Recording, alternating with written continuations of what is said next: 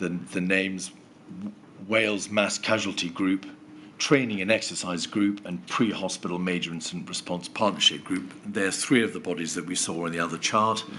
And if you look on the very far left-hand side, you will see the Welsh Government Countermeasures Policy Group. That was one of the other bodies we saw on the chart. And then finally, HEPU is on this chart under the blue box on the left-hand side, Health Emergency Preparedness Unit. But the line goes generally to the blue box, but it actually should go directly to through the Chief Medical Officer, through you, to the Health and Social Services Group on the top of the box. Is that all correct? I can't disagree with anything you say. All right. I'm very pleased to hear that, Sir Frank, because I simply couldn't do that again. There is on this chart, you will see on the top right-hand corner of the right-hand large blue box in the middle, Chief Scientific Advisor. What relationship do you have within the Welsh Government with the Chief Scientific Advisor? So the Chief Scientific Advisor sits alongside me. He provides science advice into the health and social care system. I was involved in supporting the recruitment of that post. I think that post originally reported through me to the Director General, but now reports directly to the Director General. Oh, I'm sorry, I do beg your pardon. I'm talking about the Chief Science Officer for Health. This is the Chief Science Advisor for the Welsh Government. I do beg your pardon. So that's a completely separate post, which is employed by the Welsh Government and would be on a similar level to the CMO, expected to provide scientific advice to the Welsh Government, impartial scientific advice. But you're quite right that underneath Chief Scientific Advisor, you can see within the box NHS Wales Chief Scientific Officer. Yeah. Is that a post which is concerned self-evidently with health, because it's an NHS Wales post, and the scientific angle of health? That's exactly the post I was just describing exactly. So. Now, thirdly, if you then go to the left and down a bit, we can see Chief Scientific Advisor Health. Is that a different post altogether, or have we mistakenly duplicated the Chief Scientific Officer within NHS Wales? Yeah, I believe you've mistakenly, or it has been mistakenly duplicated, I believe. Yeah. Oh, well, that's very good, because we can then cross that through and simplify marginally the chart. All right. There are a number of other bodies with which the CMO works, which I just would like you to identify, please. On the top left-hand corner of the organogram is that the UK Chief Medical Officers Group. Are you one of the UK Chief Medical Officers? I am. And therefore, do you have regular meetings with and a fairly close working relationship with the other Chief Medical Officers in the United Kingdom through that group? Yes, we do. I mean, prior to the pandemic, of course, I've worked with two UK Chief Medical Officers, Dame Sally, and more recently Professor Chris Whitty, with both those individuals, we've as Chief Medical Officers across the four nations, we've always met on a quarterly basis, usually in person, and then more frequently on an informal basis as needed. To the right of the UK Chief Medical Officers Group, we have Nerve Tag, about which we've heard a great deal. Is that a body which liaises with the CMO in Wales as with the other CMOs across the United Kingdom in relation to specifically the threats from respiratory viruses? Well, it is, as you say. I don't believe that Wales has a role or a person on Nerve Tag, but it is supposed to be a UK advisory body. Yeah. All right. In the witness statement of Mr. Vaughan Getting, and he, of course, is a senior Welsh minister, and he was at one stage, I believe, Minister for Health and Social Services. He says the relationship with the other chief medical officers, insofar as Wales was concerned, was complicated by the fact that the CMO in England is not just a UK CMO, but he or she advises the UK government, particularly in relation to areas in which there are UK-wide ramifications. So, to some extent, he or she may wear two hats, English CMO and UK advisor. Have you encountered at any stage any difficulties in the relationship with the English CMO by virtue of that complicating feature of the need to discharge UK responsibilities? Personally, I haven't. No. The two CMOs I've worked with have always been very alert to the fact that there are devolved competencies and non-devolved competencies. I suppose a good example would be in international development work, where it's quite clear that because it's a non-devolved function, the UK Chief Medical Officer sits on the WHO board and has primacy in the international development agenda. But that doesn't preclude the other CMOs from having international relations with other countries, for example. So it's never been a particular problem for me. It's one that we clearly understand the respective roles. Yeah. So maybe an issue more of form than substance. I would think. All right. Yeah. SAGE is another important body to which much evidence has been devoted. We can see it towards the top of the page, the Scientific Advisory Group for Emergencies. Over time, and bearing in mind that you've been the CMO since August 2016, have you had much involvement with SAGE yourself? I haven't had an engagement with SAGE. When SAGE has been active, and it becomes active during emergencies, of course, the CSA Health, Chief Scientific Advisor for Health, has been our representative on SAGE. All right.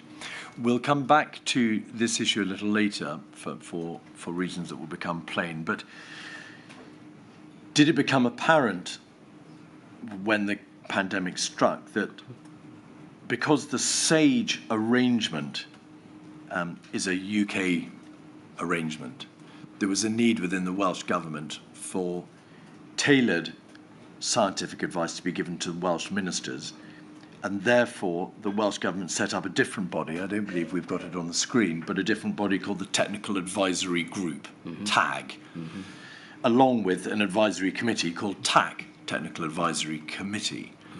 Were you instrumental in the setting up of those two bodies? Was that something with which you were concerned? So, yes, it was. I discussed that with our Chief Scientific Advisor for Health. And the reason for setting up TAC, which I think is the Technical Advisory Cell rather than Committee, and TAG, which is the broader network of advisors, the reason for setting those up was that we felt that although it was very useful to have a position on SAGE, we needed to have a scientific forum where we could ask our own questions and where we could get detailed, at that time modelling of course was quite important to us, and we needed more specific detailed modelling with regard to Wales. So for those two reasons we set up the TAC and the TAG. All right. And those therefore are two bodies that we should really have or should be deemed to be on this chart going forward.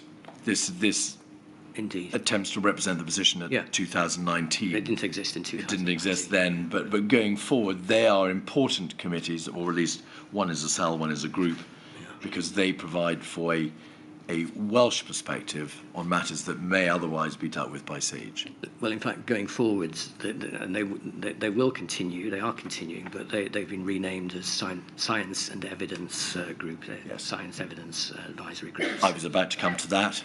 The third body to which it should make reference is STAC, STAC. Is that a further body which represents perhaps a tweak, if you like, on TAC and TAG? I'm sorry to get lost in the acronyms, but I don't recognise STAC, I recognise SEA, Scientific and Evidence Advisory Group, but so we may need to provide further clarity on that. My lady has heard a great deal of evidence about the risk assessment process by which risks are identified, owned, managed, and addressed and planned for. in Westminster, of course, in relation to the United Kingdom, and in Edinburgh in relation to Scotland. As the CMO, did you have a hand in the drawing up of Welsh-centric risk assessment plans, or commenting at any rate on the United Kingdom risk assessment process? So within the Health and Social Service Group, there was a risk register that we contributed to, and the HEPU would have provided the input into the overall HSSG risk register. And then the HSSG risk register would form a part, or would merge into the overall Welsh Government risk register. As regards the UK risk register, I don't recall ever having any personal input into the national risk register, if that's your question. Can we just break that down a bit, please? So in Scotland, there is a Scottish risk assessment, which is a separate document. It's a variant, perhaps, of the United Kingdom risk assessment policy or document. There is no analogous document for Wales, is there? There's no Welsh risk assessment, but what there is a governmental risk register, to which we'll look at it in a moment, and also a risk assessment within the Health and Social Services Group, the HSSG body. Is that correct? Well, it is correct that the risk assessments are exactly as you described. Whether there is an overall risk, what was the other term you used? Risk register. The analogous one to the Scottish one? It's called the Scottish Risk Assessment. Risk assessment, I couldn't tell you. You'd probably be better asking that of our civil contingencies colleagues perhaps later. All right. Could we have 215556, please, the Corporate Risk Register?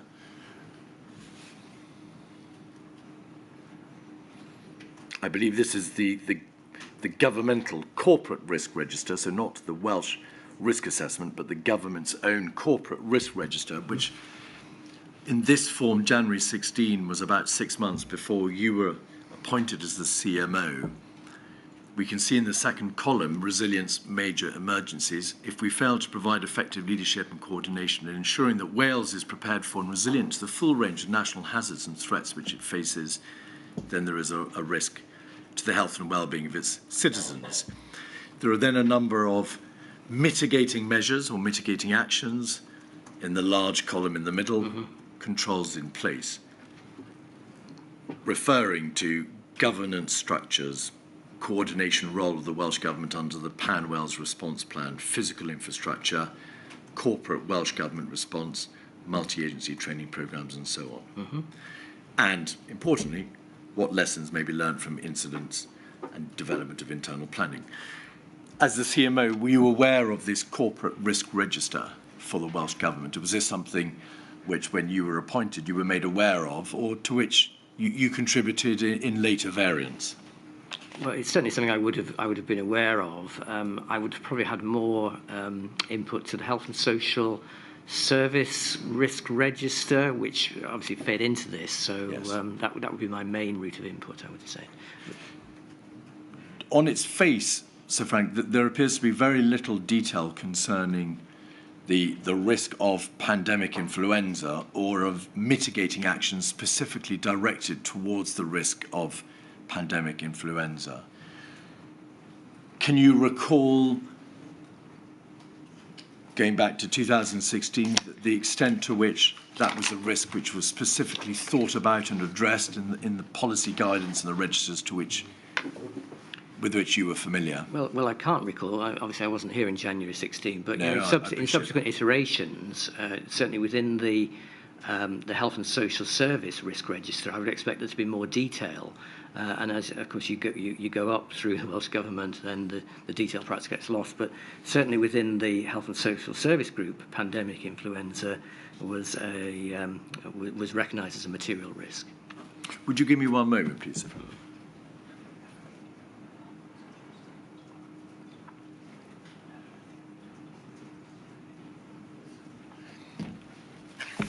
Milady, that Health and Social Services Risk Register is a specific document that we've sought, but we've yet to be provided with it. The statement from Mr. Vaughan Getting, to which I referred earlier, also says that, in a general sense, over the last 5 years, and particularly until he personally was briefed in Exercise Cygnus, there had been a lack of focus or interest upon preparedness in the Welsh Government. He says, preparedness was not a particular focus of interest or concern in the government. And I don't remember any significant questioning on the topic either in government, the Senate, in the media, or elsewhere. Was it your experience that there was an insufficient focus or attention paid to preparedness as a single issue? No, I mean, I would have, the way I would articulate that would be that, certainly at official level, there was quite a lot of work going on around preparedness. As ever, you can say, well, could more have been done? And that may be a valid question. But there was certainly, at official level, quite a significant work going on around preparedness. That it wasn't escalated to ministers perhaps suggests that things get elevated to ministers when there's a decision to be made, or when there's a problem or an intergovernmental problem. And so it may not have come to the minister's attention for that reason. But certainly at official level, there was activity going on through the HEPU, through the Emergency Planning Advisory Group, through the Local Resilience Fora. All of those structures were working on emergency preparedness. You've made reference to the United Kingdom Influenza Preparedness Strategy of 2011. Was that the strategy which formed the genesis for the Welsh Government's own strategies or frameworks for managing major infectious disease emergencies and also health and social care influenza pandemic preparedness? Well, partly. There are two different kind of things you mentioned there. First of all, the major infection framework. Infectious diseases emergency framework. Yes. Quite a mouthful, isn't it? Yes, indeed. That really sprang from the fact that we have in Wales had for a long time an outbreak control plan, which is the thing that we use as the kind of bread and butter to manage any outbreak of infectious disease at local level. Going beyond that, when you get bigger outbreaks which affect more than one region or which are not manageable through the outbreak control plan, the control framework that you just described is an attempt to describe how the system would respond to those kinds of emergencies. The 2011 pandemic flu plan was a UK-wide document which we agreed to in Wales. It informed our planning as well in Wales. But I would say that sits alongside rather than hierarchically around the framework. The same strategic approach, however, was adopted in the Major Infectious Disease Emergencies Framework and in the Influenza Pandemic Preparedness and Response Guidance, as formed the basis for the 2011 UK document, correct? I think the responses would have been consistent. Yes. So the first document to which I've made reference, let's have that up. It's 183456. The Wales Framework for Managing Major Infectious Disease Emergencies. It's dated October 2014. If we could just scroll forward through, thank you, to the contents page, we can see that it deals with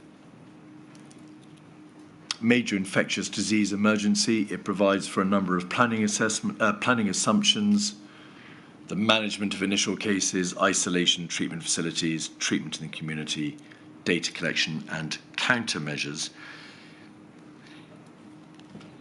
To the extent that it did address the possible outcomes of a major infectious disease emergency or of a pandemic influenza, was the approach of this framework the assumption that the greatest risk was a pandemic influenza, the risk of a new and high consequence infectious disease was less, and the most likely catastrophic consequences would ensue from a pandemic influenza. So the broad approach from the 2011 strategy. Well, I don't think the framework was predicated on pandemic influenza, because we already had the 2011 pandemic flu plan. The framework that we're looking at was really designed to cover a range of infectious diseases which would not be manageable through the normal application of the outbreak control plan. So I don't think they're quite the same thing. I mean, certainly flu would fall within the scope of this framework. I would agree with that.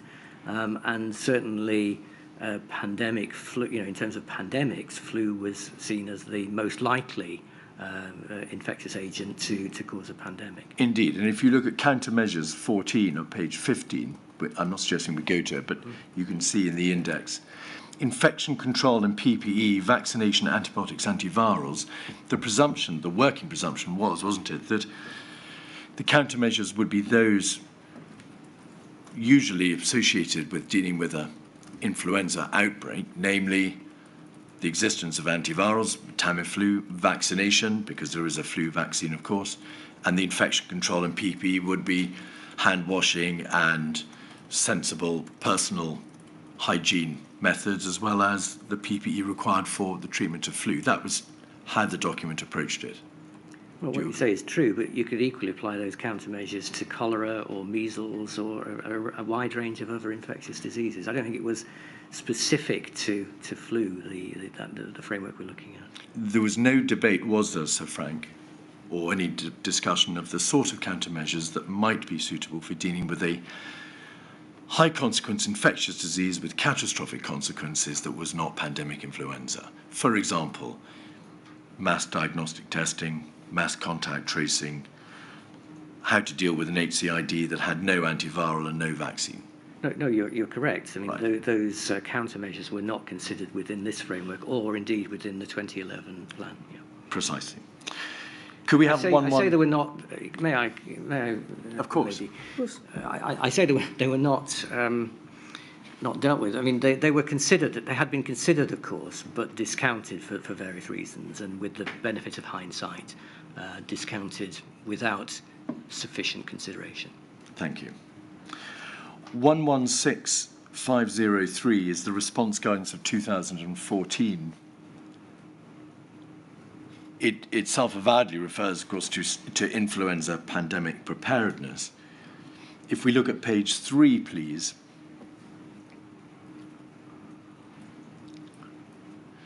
we can see pandemic countermeasures in box 4. Antivirals, National Pandemic Flu Service, antibiotics, face masks and respirators, consumables, vaccination, specialist respiratory support. So self-evidently and sensibly, given that this is a influenza pandemic document, those are the sorts of countermeasures that are associated with an influenza pandemic. A third important document to which you've already made reference is the Pan Wales Response Plan of 2019. What was that?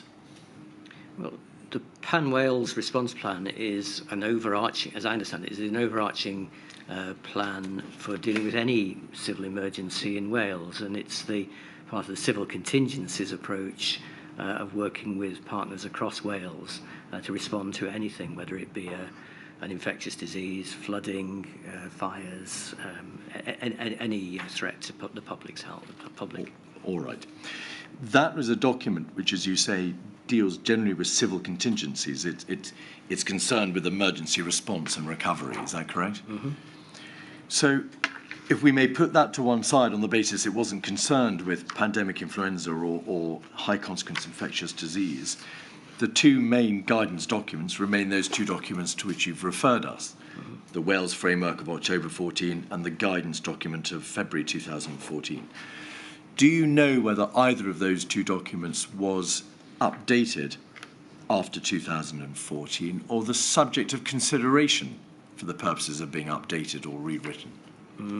I don't recall them being updated. I think when we updated the outbreak control plan, there was a question raised by Public Health Wales as to whether what the status of the framework for infectious disease major emergencies would be, and at that time it was not updated. So I don't believe that there has been a process to update them.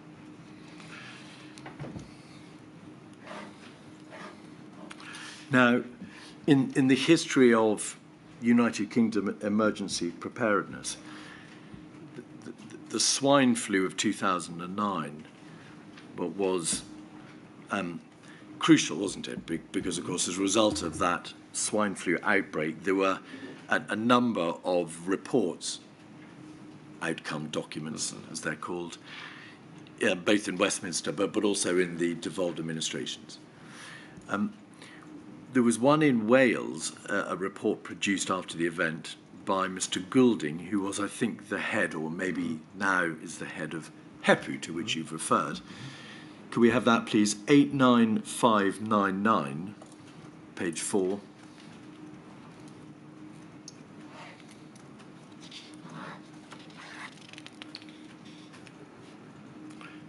(89599) page 4, paragraph 5.2.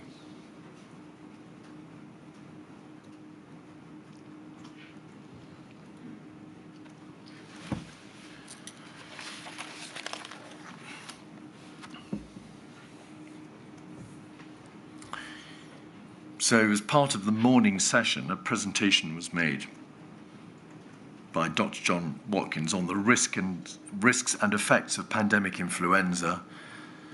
Current threats were described as genetic reassortment, and then over the page, please.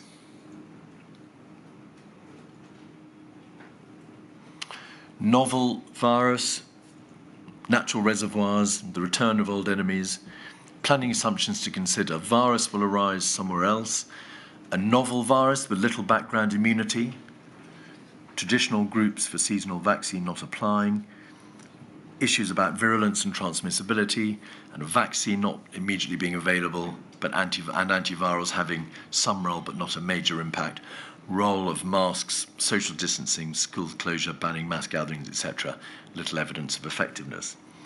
So this document in October 2013, after the swine flu pandemic, shows that at this presentation or workshop there was some debate revolving around the inherent unpredictability of a respiratory virus, of the possibility that there would be an outbreak for which there would be no vaccine immediately available, for which antivirals would have no major impact, and in which there would have to be consideration of some of the additional countermeasures not normally associated with pandemic influenza, social distancing, school closure, banning mass gatherings.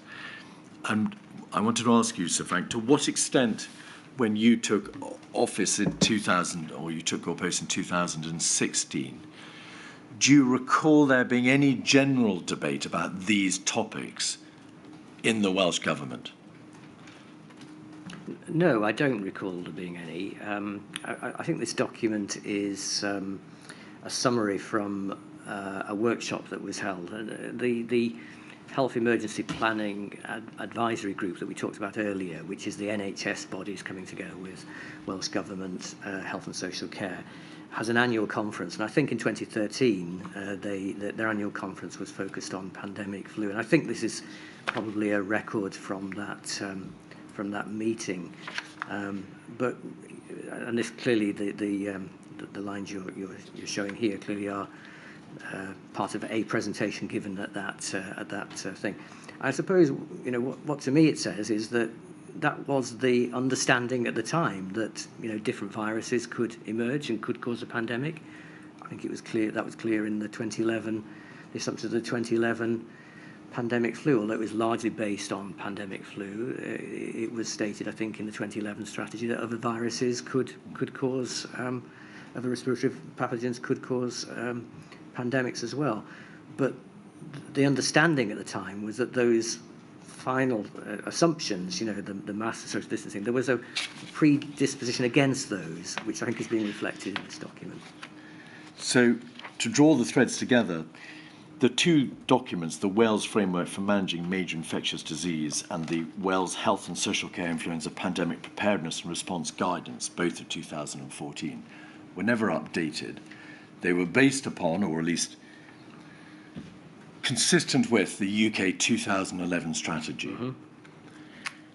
And whilst there was some debate at some levels of the Welsh Government about these planning assumptions mm-hmm. and the possibility that they might require being challenged, that they may not necessarily hold true, neither the guidance nor the challenge to those planning assumptions were ever taken forward in a significant sense prior to the pandemic hitting Wales. That's the position, is it not? Well, as I read what's in front of me, it's not a challenge to the. It's stating that the role had very little. The role of these countermeasures had very little evidence. With the benefit of hindsight, I think we could and should have paid more attention to the what if questions. What if the virus was so different that we needed to go down some of these? But at the time, I think it's fair to say that those measures had been considered and somewhat prematurely dismissed. There was, as it turned out, a distinct and important role for face masks, for mass diagnostic testing, for mass contact tracing, and, as we all discovered to our cost, mandatory quarantines. Mm. So it wasn't just a question of these measures having no efficacy. Mm. The thinking was never developed. There were no papers or policies drawn up to examine any of them in detail. And it was just assumed that there was nothing here to be seen or to be further thought about. The thinking went into the ground. Yeah, I accept that was your point. That was the assumption in the 2011 strategy, and it was the assumption in the Hine report before that. So yes, that is true. And the overarching guidance documents for pandemic influenza and HCIDs were never updated alongside this. Yeah, exactly, and they were based on the 2011 flu. And they themselves were based on yes. the thinking from 2011. I would agree with that. All right. Exercises and institutional learning. Before your tenure as Chief Medical Officer of Wales commenced in August 16, an exercise had taken place in Wales, had it not, in October 14, namely the Welsh part of Exercise Cygnus. Was it the Welsh part because Exercise Cygnus for the United Kingdom was planned for 2014, but for a variety of reasons never took place, other than in Wales? That's my understanding, that it was planned as a UK-wide exercise, but I think Ebola got in the way in terms of UK participation, but there was a decision taken, as you say, before my time, to run it in Wales, just to test the local arrangements. Could we have, please, 107136?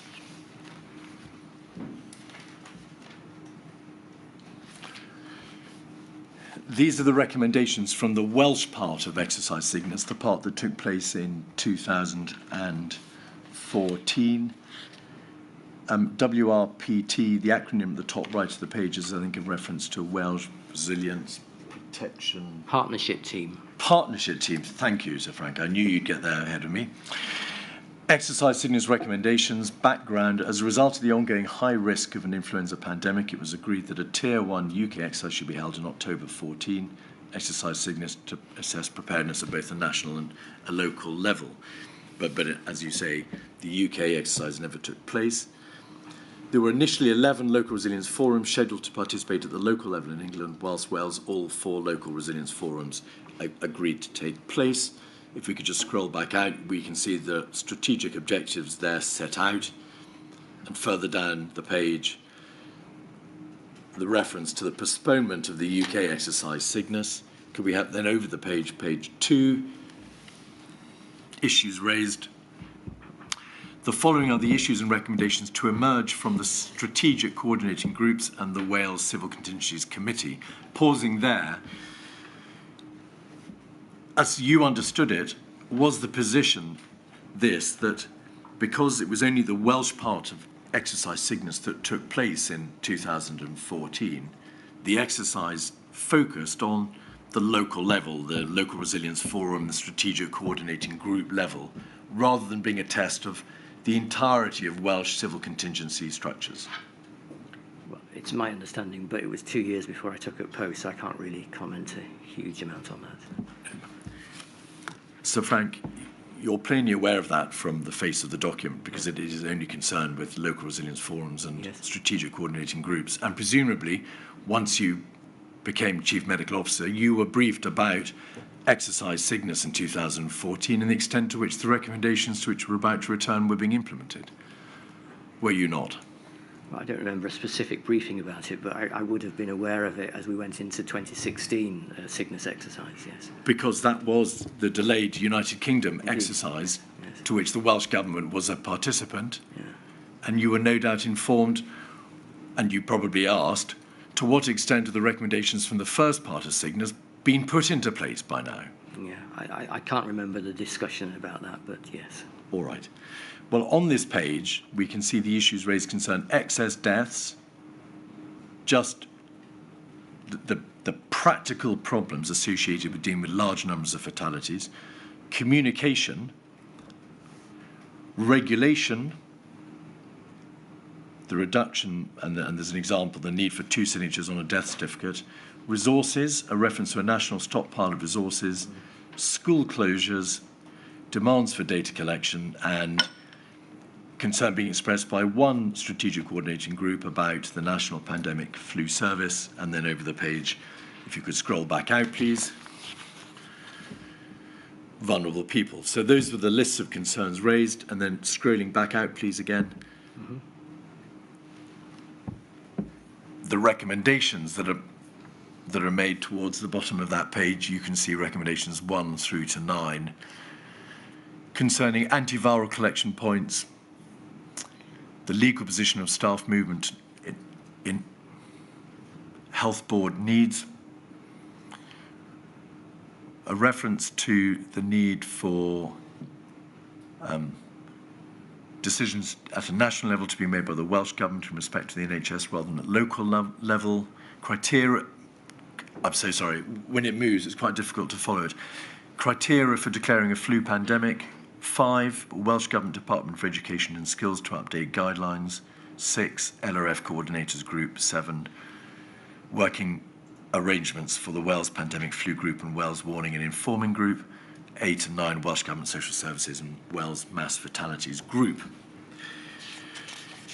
To what extent do you recall, Sir Frank, those recommendations being implemented by the Welsh Government by the time that you took office in 2016? Well, there's quite a complex range of them. We'd have to go down perhaps individually, but the way in which, from exercises, the various exercises that we had, and this was one of several, of course, before my time and during my time, the way in which those recommendations were being managed was that there was a database, a spreadsheet, which was maintained by the HEPU, and that did log the recommendations and regularly track the progress against them. So somewhere in the system there will be a document which says at that point in time in 2016 when I took up post to what extent they were met, and then subsequently they would have been updated. Can you recall in a general sense whether all the recommendations from the first part of Cygnus were implemented? I can't. All right. The recommendations did not cover or consider some of the areas which have turned out to be vital to the response, of course, to the COVID pandemic. For example, surge capacity, or any need to stockpile or provide for PPE in the sorts of quantities which proved to be necessary, or any of those other areas of countermeasures to which you were referred. Was that because the first part of exercise Cygnus was only concerned with relatively quite a low level in the civil contingencies order down that tree of civil contingencies? I think it's partly that, right. and partly that it's back to the point that it was predicated on what had happened in 2009 and the pandemic that we'd been through. So there's a lot of consideration in there about the distribution system for antivirals. In 2009, we had to set that up from zero, as indeed subsequently we had to set up a lot of structures for COVID from zero. But those are the two reasons, I think, why why it is what it is, why the recommendations are what they are. Right, that's very clear. Then moving forward to the main United Kingdom exercise, Cygnus, in 2016. It was in October, so you would have been in post. You were appointed in August. Was the Welsh Government a full participant in the exercise? Do you recall? Well, it was a participant, and ministers were involved, officials were involved, and so yes, we were a participant in that. In terms of which parts of the Welsh civil contingency structure came under examination and were called upon to take part in the exercise, was the Welsh participation more limited than the Scottish participation because it had had its own, albeit quite local, exercise Cygnus in 2014 already? That may well be the case. I don't recall the details, but I don't recall that we tested the LRF structures in quite the same way. It could be, and probably because we had done that in 2014.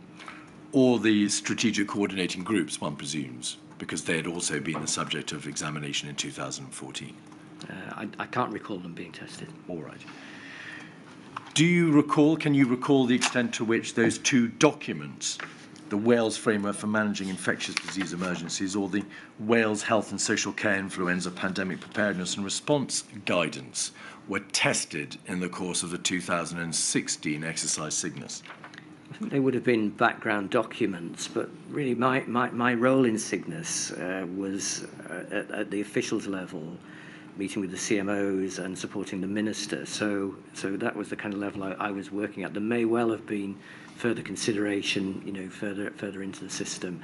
There were officials groups meeting in Wales, as I recall, and they would have certainly had access to all of those documents. After exercise Cygnus, my ladies had evidence that the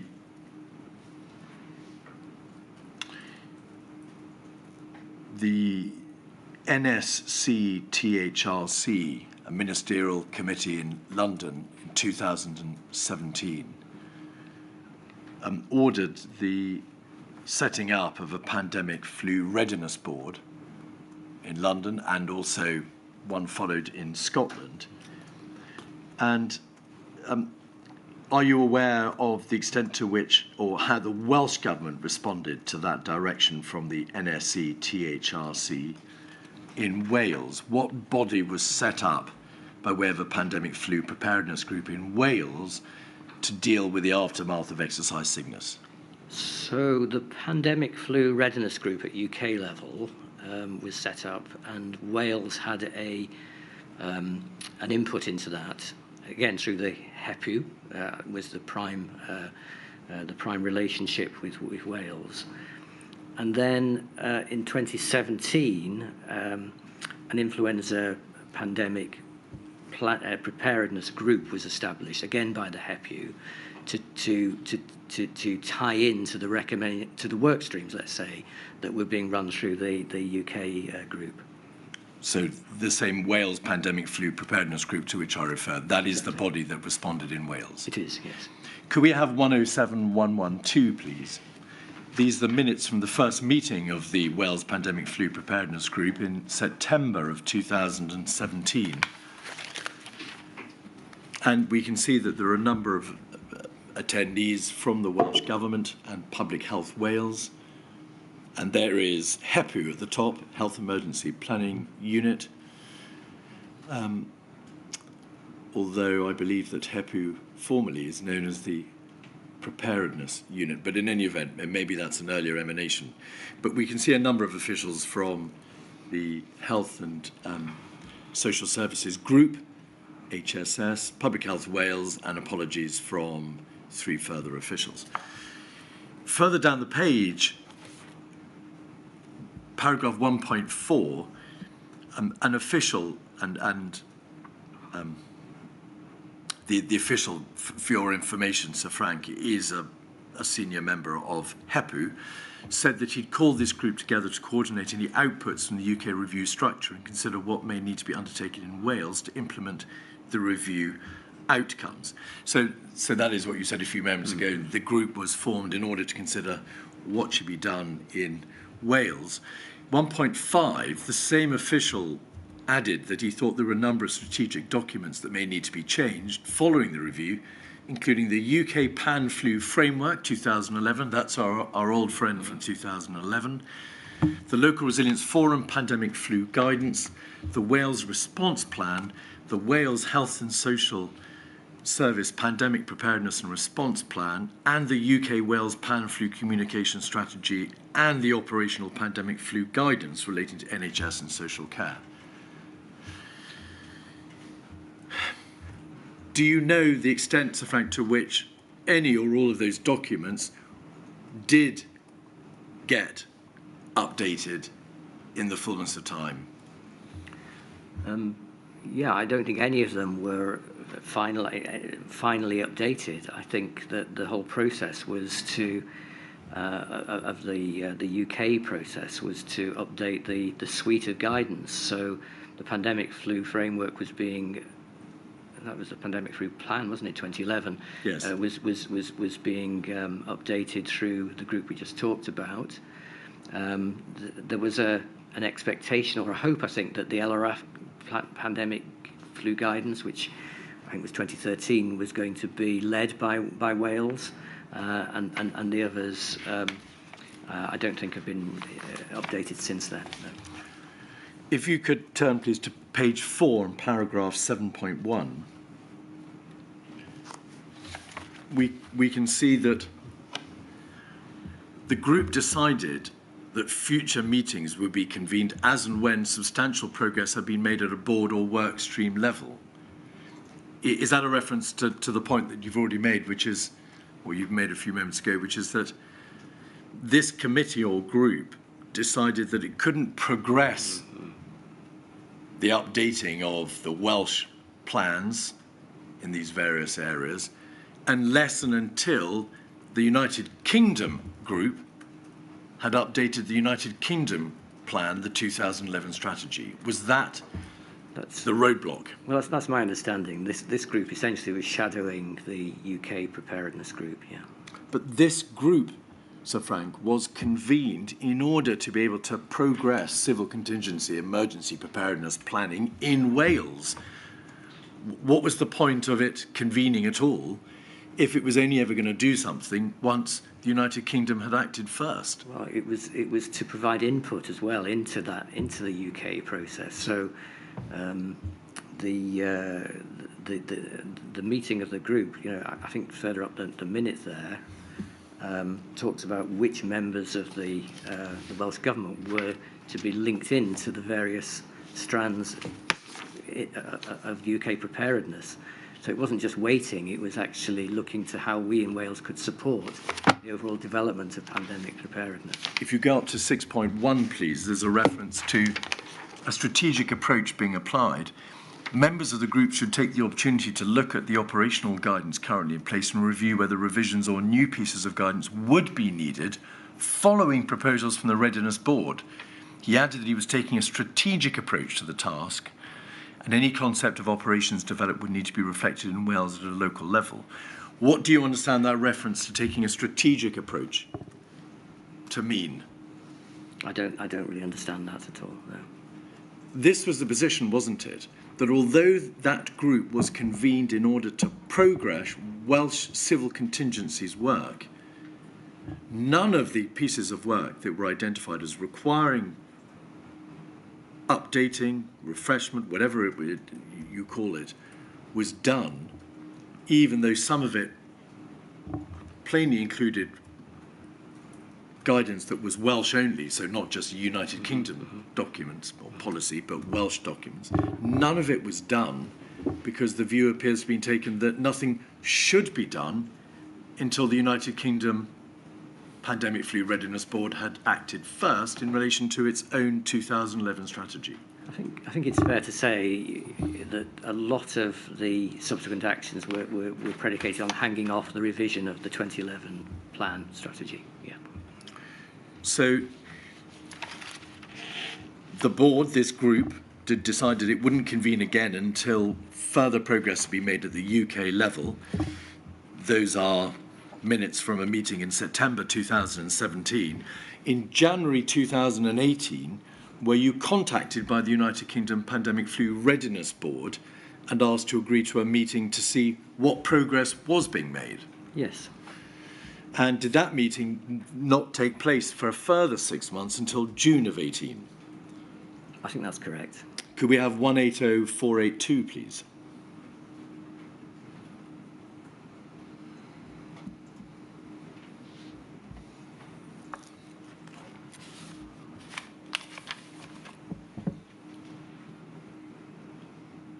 Senior officials meeting with Welsh Government, DHSC and Cabinet Office, Cardiff, 14th of June. We can see that you are named as the first attendee from the Welsh Government. Mm-hmm. Mr. Kilpatrick, about whom we've heard and about whom we'll hear a little bit more in a moment, Director for Local Government, and David Goulding, to whom you've referred, Emergency Planning Advisor, a major constituent part of HEPU. And Miss Hammond, from whom a lady has heard, Director, Civil Contingency Secretariat. Page 2, please.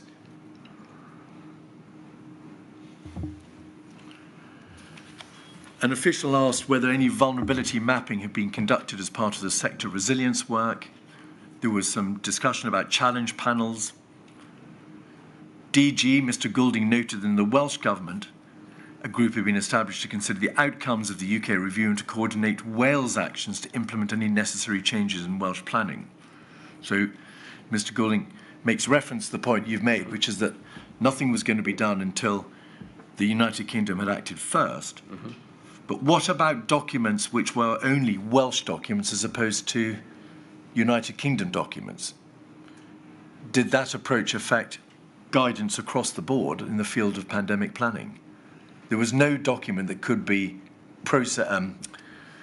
worked on and improved or updated because of this strategic approach. Well, I think the master document was seen and was always seen as the 2011 strategy, really. So I think, and this is just my recollection, that I think that everything else was seen to be hinging on that. Having said that, there were groups through the Emergency Planning Advisory Group that we talked about earlier, which were trying to progress the work on excess mortality, etc. So some of the work was continuing, but there was no updating of the overall strategy documents. That was all hinged on the 2011 strategy update. And the 2011 strategy itself hinged on whether or not the UK Pandemic Flu Readiness Board would have the resources or the inclination to do that first step of updating it itself, didn't it? I can't disagree with that. If you look at the second bullet point under products, the 2011 strategy refresh is a scheduled Year 2 Pandemic Flu Readiness Board product. I think product there is a piece of jargon term, meaning work. While a refresh of the 2013 Local Resilience Forum guidance is needed, this is not currently scheduled in Year 2 of the programme, primarily due to resource availability. In terms of timing, there would be limited benefit in refreshing it ahead of the strategy, given the cross-references needed between the two documents. So the UK Pandemic Flu Readiness Board was unable to get on with its own refresh of the 2011 strategy because it was, for different reasons, tied to another document which wasn't even going to be addressed until the following year because of resource problems. So following that meeting, what concern did you have that the entire process of bringing these important HCID and pandemic influenza Pan-Wales documents up to date was being frustrated? Well, I think there was an exchange, a subsequent exchange between the HEPU and Civil Contingencies Group, and a note went to the Minister to advise that although progress was being made, it wasn't as fast as we had anticipated, and that there was a likely ask for additional resources, not least around the refresh of the 2013 LRF guidance, which, as I say, I think there was my recollection of the meeting was that there was an expectation that Wales was going to provide some leadership and some resource into that particular piece of work. So the note went up to the Minister about that, yeah. But that expectation was never realised, was it? What expectations? The expectation that you've just referred to, which is that there would be Local Resilience Forum guidance updated nevertheless. No, I think events kind of overtook things, yes. Right. So that never happened either. It did not. Right. Could we have, please, 180484? This is the email string to which you've referred, Sir Frank. It's an email string from July 2018.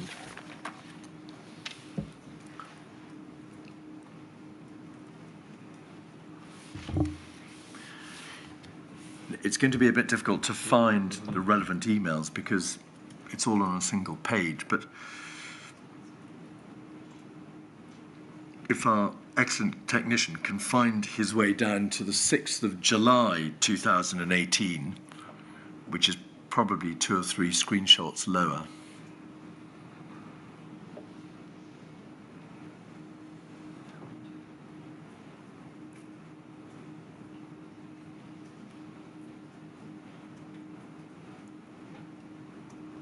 Sixth of July, and then 0413, so 13 minutes past 4 in the afternoon. It'll be 2 or 3 further emails down. There we are. From Reg Kilpatrick to Frank Atherton, yourself and David Goulding, copying in Andrew Goodall, who was then the NHS Wales Chief Executive but is now the Permanent Secretary. Was this an email in which, between you all, because you were all concerned with this issue, concern was being expressed about the fact that the review and the guidance was simply not being processed? If you look down at the 3rd paragraph, Mr. Kilpatrick said to you, given that this is a UK review, they, that's the United Kingdom government, asked specifically for some resources to help in that task, which seems a reasonable request. In view of the total emergency planning capacity across NHS Wales, I would expect us to be more cooperative than we currently are. The pace of development of the review and guidance is therefore at risk, so this needs to be exposed to ministers along with resource issues. And it was brought to ministers, was it not? It was indeed, yeah. So that was this all refers to a minute of that meeting, which was being prepared to be sent up to the Minister, yeah. And is that Mr. Vaughan Getting, to whom we've referred earlier, who was then the Cabinet Secretary for Health and Social Services? Yes, yes. So this email correspondence was at official level, where you were debating your concerns about the fact that there had been no progress and that there was an issue about resources and a risk, administratively or politically, which needed to be brought to the attention of Mr. Getting. Is that a fair summary? That is a fair summary, yes. The email string ends on the 10th of July, if we go back to the top of the page.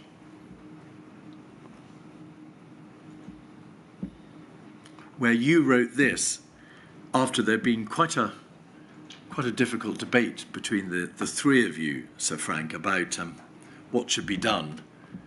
I don't think we need to go into the detail of what became quite a personal debate further down the email chain. But you said, signal that we have reached a compromise. There is considerable work remaining. We need to deepen liaison with the Local Resilience Forum mechanism, but I'm assured we have good engagement with Department of Health on this. So your position was, why don't we tell the Minister that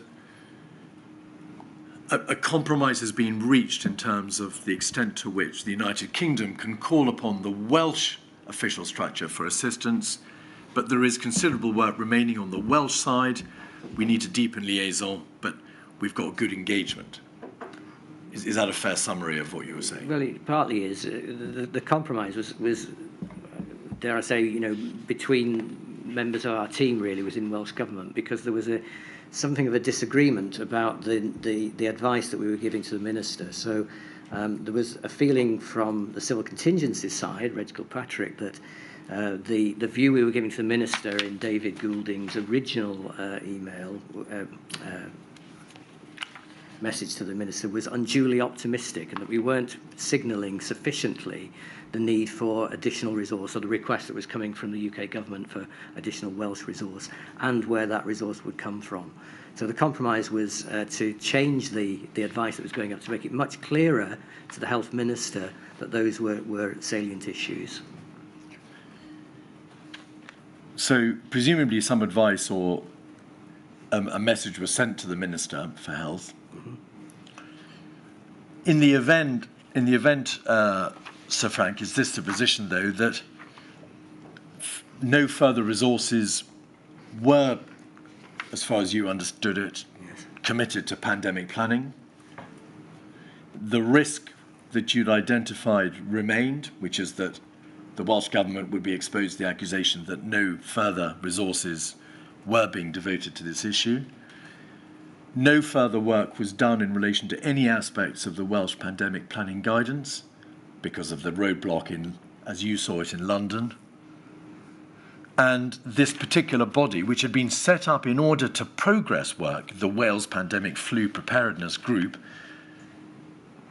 met for the last time in September 2018 and didn't sit again. I agree with all of those points, and of course the reasoning behind that was that the reason for that and for the progress then to stall was that resources were moved to other issues. Yes, is that a euphemistic reference to the impact of the necessary preparations for a no-deal EU exit? Or Operation Yellowhammer, if you like. Yes. So not only were no resources developed, not only did no work continue on the guidance, not only did the main committee dealing with this issue not sit again, but whatever work streams were being pursued were then interfered with by Operation Yellowhammer. Is that a fair summary? The work all stalled. So it stalled for additional reasons? Yes. Mr. Keith, it looks like we're not going to finish Sir Frank before the break. My lady, if that's a convenient, that may well be a very convenient moment. But yes, I'm afraid that is the reality. Sorry, we're going to have to break off in the middle of everything, Sir Frank. I shall return at 3:30. All right.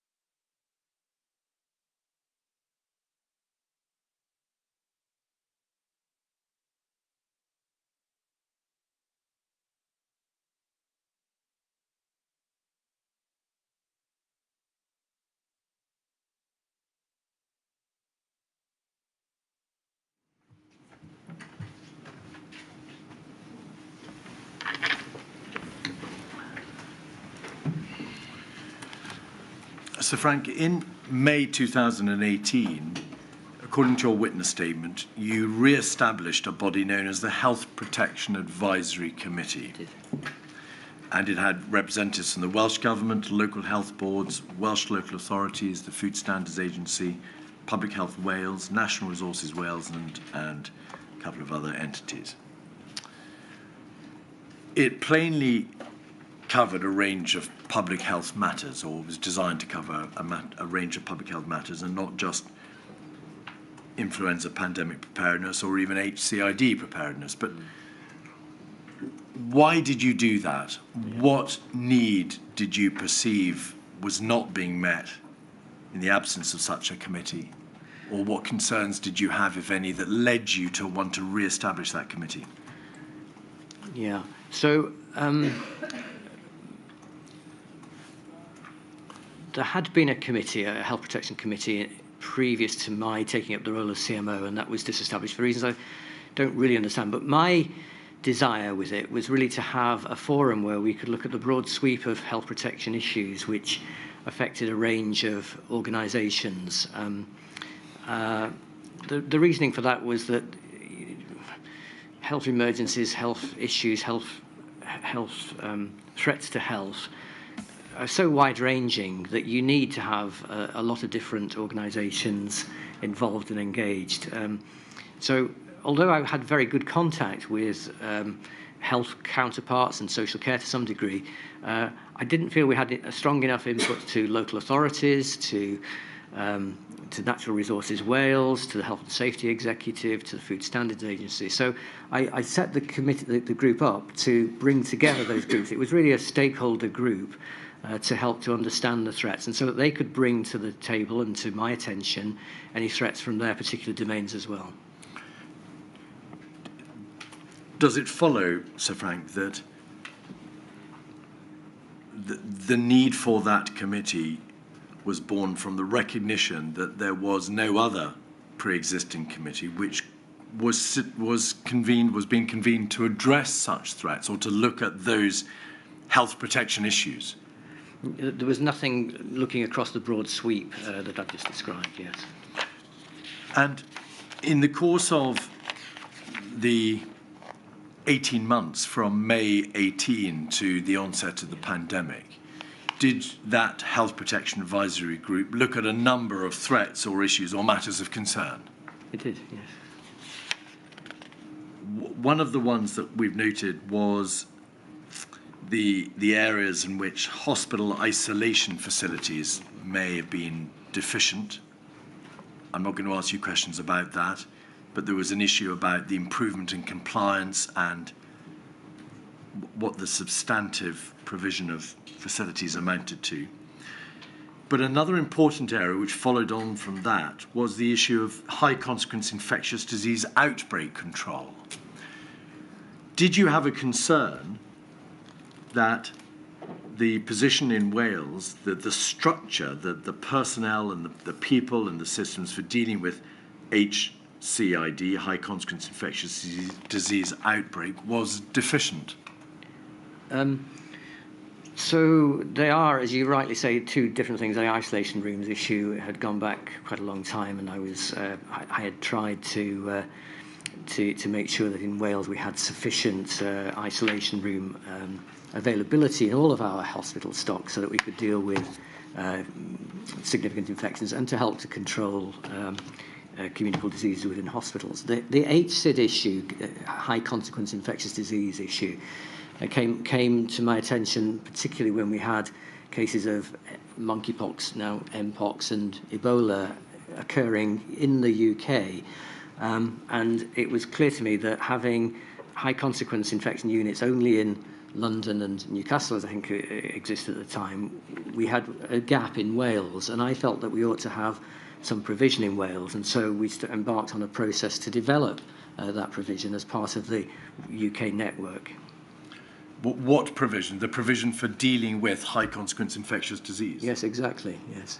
So there was no, or at least no adequate provision for the management of a high consequence infectious disease in Wales until you directed the committee which you re-established to look at that issue? No, there was provision. The provision was predicated, though, on the use of hospital beds in London or in Newcastle.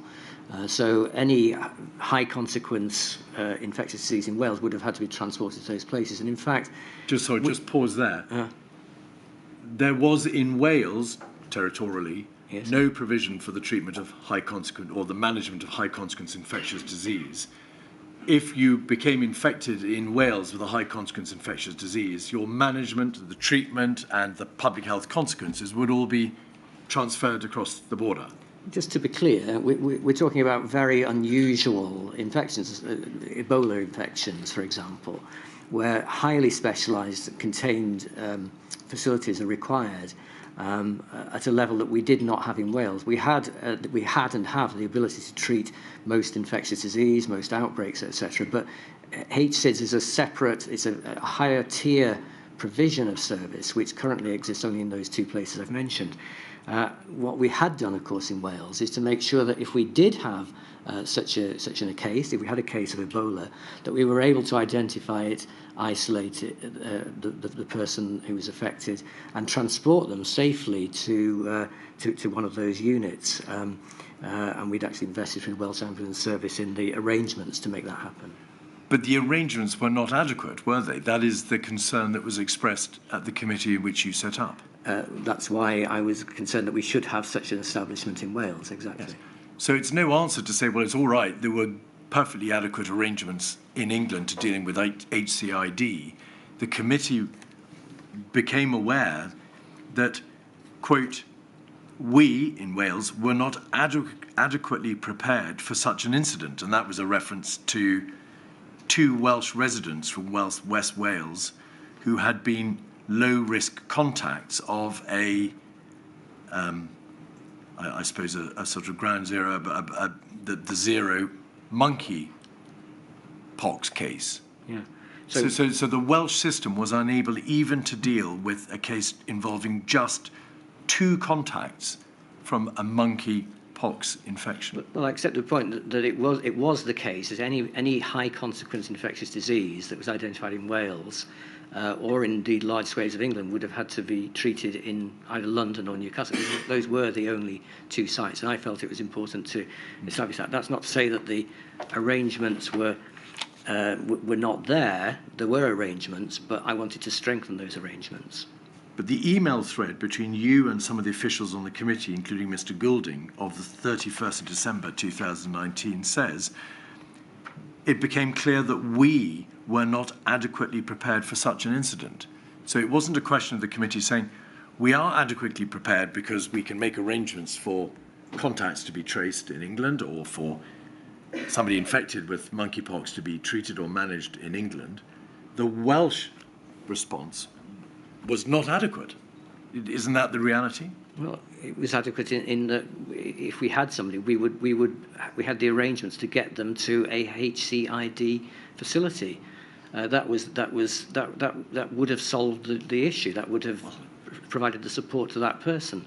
But it would be a better system. Perhaps a strengthened system might be a better way of putting it than an inadequate system. We were trying to strengthen our system.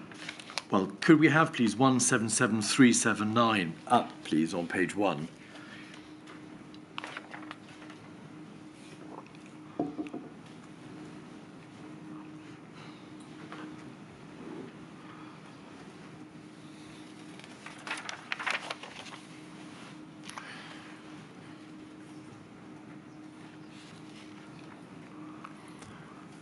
You can see that the email is addressed to David, so David Goulding. If you could just cast your eyes down, please, the page, Sir Frank, to the reference to monkeypox case. Mm-hmm. Yes.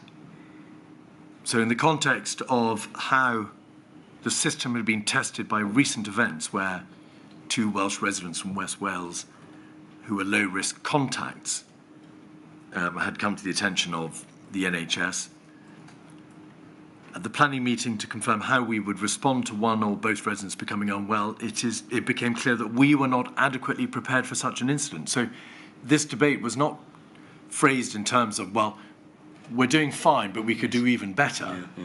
It was, we were not adequately prepared. That's not the same, is it?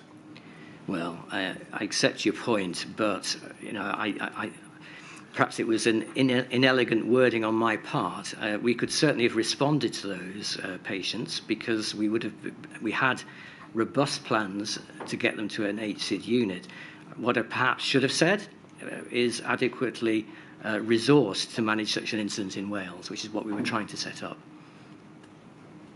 Well, let's have a look at the minutes. 177380, please.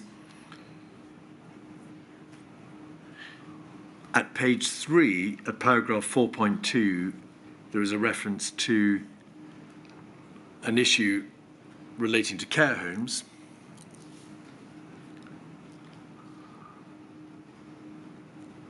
Yes. Which paragraph, please? 4.2, CMO, is that you? That's me, yes. Expressed concerns about the preparedness of care homes, in particular the arrangements for antivirals. This was in the context of seasonal flu, was it not? It was, yes. So, in relation to seasonal flu, for which there is necessarily antiviral in existence and vaccines and a national flu service, you were expressing concerns about the ability of care homes and the arrangements for antivirals in that limited context. Yes. Can I expand on that, Please. lady? Would that help? So, in Wales, we do have arrangements for provision of antivirals into care homes when we have seasonal flu. It's rather laborious process in that it involves getting general practitioners involved, and that is a real draw on their time. I had come across from Canada where I'd been working in similar environments, but in Canada we had a much more robust system, I felt, where care homes had pre-authorization to distribute antivirals on the say-so of a CMO or a medical officer. And it was a much more streamlined process. And I had discussed with ML bringing that process into Wales. So that was the nature of the discussion at the HPAG meeting. Thank you. All right, that's care homes. In relation to infections, page 4, paragraph 5.2, please. High consequence infections presentation, CMO, is that you? I think we've established that. Acknowledged that there were significant questions about the preparedness of NHS Wales to deal with a similar situation. What, 1 monkeypox case and 2 contacts, and to be able to manage an infected case at one of our acute hospitals for at least 24 hours. So you weren't saying there, it's all fine, may we please have more robust plans, which is the phrase you used a few moments ago. You acknowledged there were significant questions about the preparedness of NHS Wales, of the Welsh NHS, to deal with this limited case of a monkeypox infection. Purely, I accept the point absolutely, but it was because monkeypox was defined as a high consequence infectious disease, and we were not geared up to provide all the facilities needed, or the staffing, or the arrangements to provide treatment for an HCID in Wales. And I felt that was a gap in our armaments which we should improve. And so, by contrast to the catastrophic consequences of COVID, which in essence is a highly infectious disease, just not terminologically a high consequence one, with catastrophic consequences, there wasn't just a gap, there was a yawning chasm in terms of preparedness. The Welsh NHS couldn't even deal with a single limited contact HCID case. Well, I think they're very different things. If you remember, to go back to at the start of the pandemic, because we knew very little about coronavirus, the novel coronavirus, it was managed initially as a high consequence infectious disease, and patients were transferred to London or Newcastle, the first few patients. Beyond that, of course, it became downgraded from a high-consequence infectious disease to a disease which should be able to be managed and could be managed within hospitals that had adequate infection control procedures and normal hospital, secondary and tertiary care facilities. So there is a very significant difference between the one case of Ebola or monkeypox and the large number of flu cases, which we were absolutely geared up to deal with, or indeed subsequently of the coronavirus cases. So I accept your point that we were not adequately prepared for high consequence infectious diseases, which is why I raised it with the HPAG and tried to move that to, and in fact we made some investment through the National Health Protection System to actually start to address that. What general concerns did the committee express about the absence of testing capacity in Wales and its current microbiology estate? That is to say, the system for dealing with new testing technologies and testing diagnoses and frontline support. Well, I don't think the committee commented specifically on that. Remember, the committee was to give advice to me, but I had discussions with Public Health Wales colleagues about our adequacy in those regards, and we'd sought some additional investment to try to strengthen again those processes in Wales. I think we sought extra resources from the Minister in 2019 and then subsequently in 2020 when the pandemic hit. Could we have 177362, please?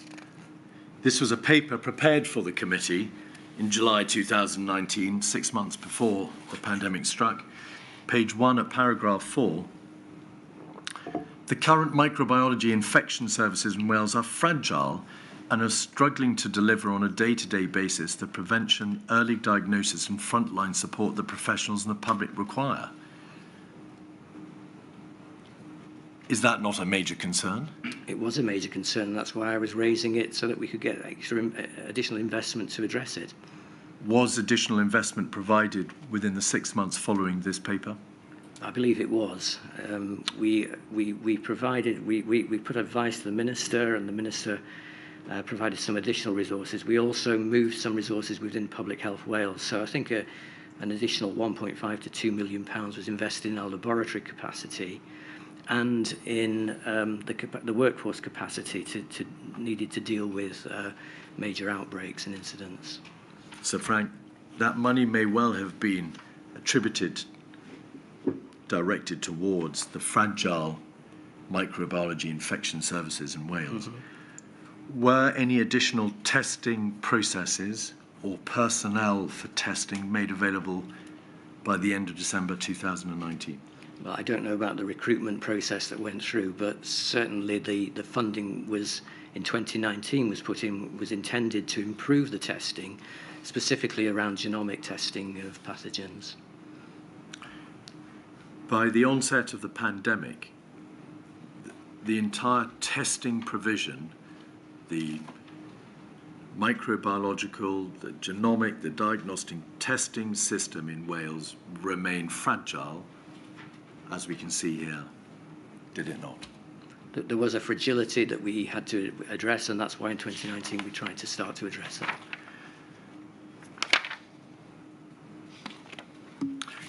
Final questions, please.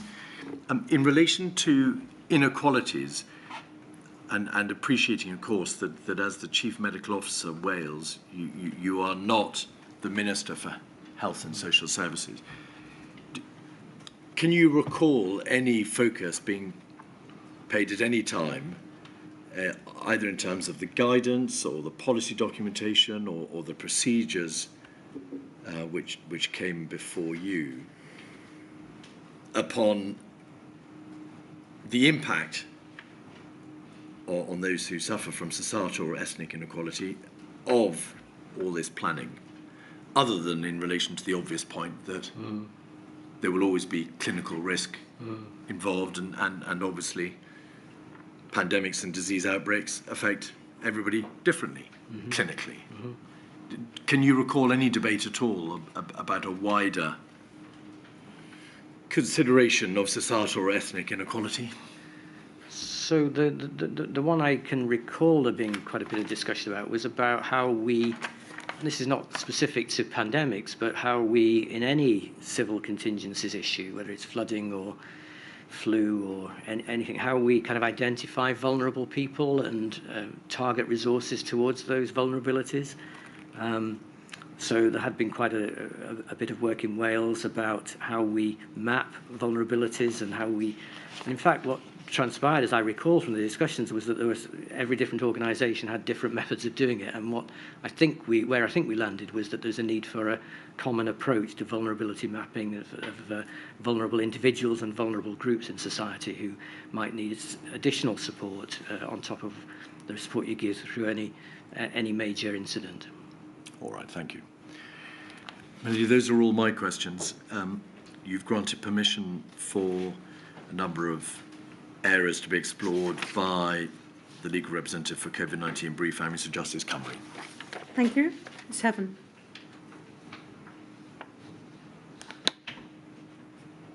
Thank you, my lady. So, Frank, I'm just over here, right of the pillar. My name's Kirsten Heaven and I represent the COVID-19 Brief Families for Justice, Cymru. I just want to explore two topics with you. The first one is a bit more, please, in relation to infection control. Obviously, you'll understand that this is a matter close to the heart of many of those whom I represent, particularly in the context of those who contracted COVID-19 and went on to die in the context of hospital-acquired infection. I first want to ask you in particular about a document. So can we bring up, please, INQ 30145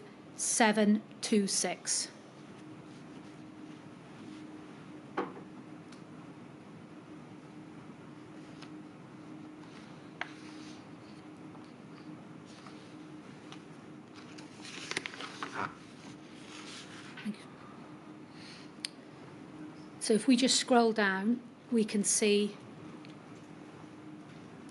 So this is a document entitled Healthcare Associated Infections, a Strategy for Hospitals in Wales. And we can see it's a Welsh Assembly government document. Now, just to give you a bit of background, we know that this is a document from 2004. So clearly, it's a very long time before you come into post in 2016. But if we just turn to the first page, please.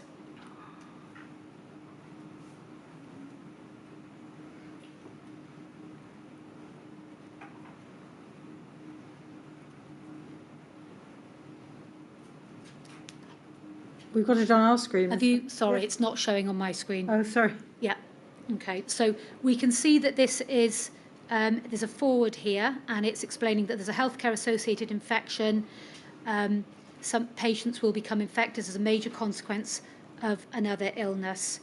And it's talking about a strategy being developed by the Welsh Healthcare Association Infection Subgroup of the Committee for the Control of Communicable Diseases, and essentially it's setting out a strategy to be applied in local NHS trusts in Wales to essentially improve infection control in Welsh hospitals.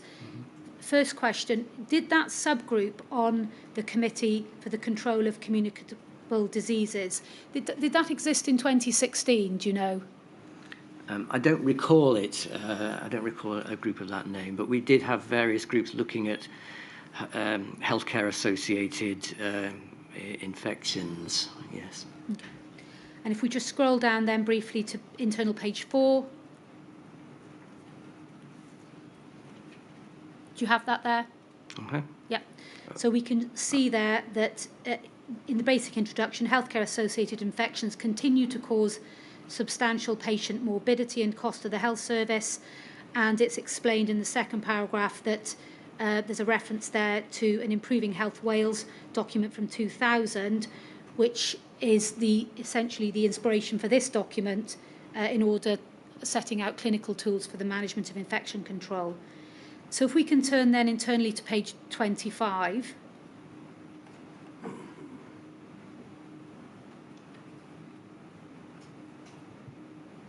Do you have that there? I have a page. I can't tell what number it is, but okay. Yes. So page 25, this is what I want to ask you about, is some lessons from the severe acute respiratory syndrome outbreak, paragraph 1.5. Do you see that there? Yeah. Okay. So what this document essentially is saying is that some lessons needed to be learnt as a result of the SARS outbreak in 2004. And I'm not going to read it all out because the inquiry has it there before them. But what it makes clear is the SARS outbreak has thus provided us with a timely reminder that not only should sound and evidence-based infection control policies be in place, but considerable attention must be paid to ensuring that they are rigorously and consistently applied. And this requires sound understanding and commitment to effective infection prevention and control practice amongst staff in the healthcare system, and the strategy focuses on the development of systems designed to achieve this objective. So that was the clear recommendation coming out in 2004, that there needed to be systemic policies developed within infection control. Now, just fast forwarding then to 2014, you've been taken to the Wales's major framework for managing major infectious disease emergencies. So just to complete the picture, if we could get that document up, please. It's INQ 184-289, and it's page 13.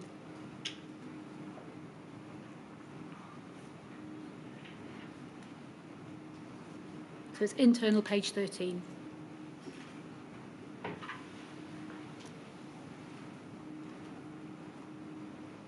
Now, you've been asked in detail about this document. I want to focus on the very last bullet point, which says this: all hospitals need to establish ways of caring for large numbers of infectious patients on a scale outside their normal experience, including those requiring high dependency care. Can you see that there? Yes. Yeah. So you've been asked about the adequacy of Wales's ability to respond to 1 or 2 cases of a HCID. But in 2014, following on from the SARS recommendations, it was recognised, wasn't it, that there was a need for hospitals to deal with large numbers of infectious patients, not just 1 or 2. That's certainly the case, and we see that every year, of course, with pandemic, with seasonal flu outbreaks, indeed. So when you came in to your post in 2016, can you just assist the inquiry with what personal steps, if any, did you take to ascertain the state of infection control generally in Welsh hospitals?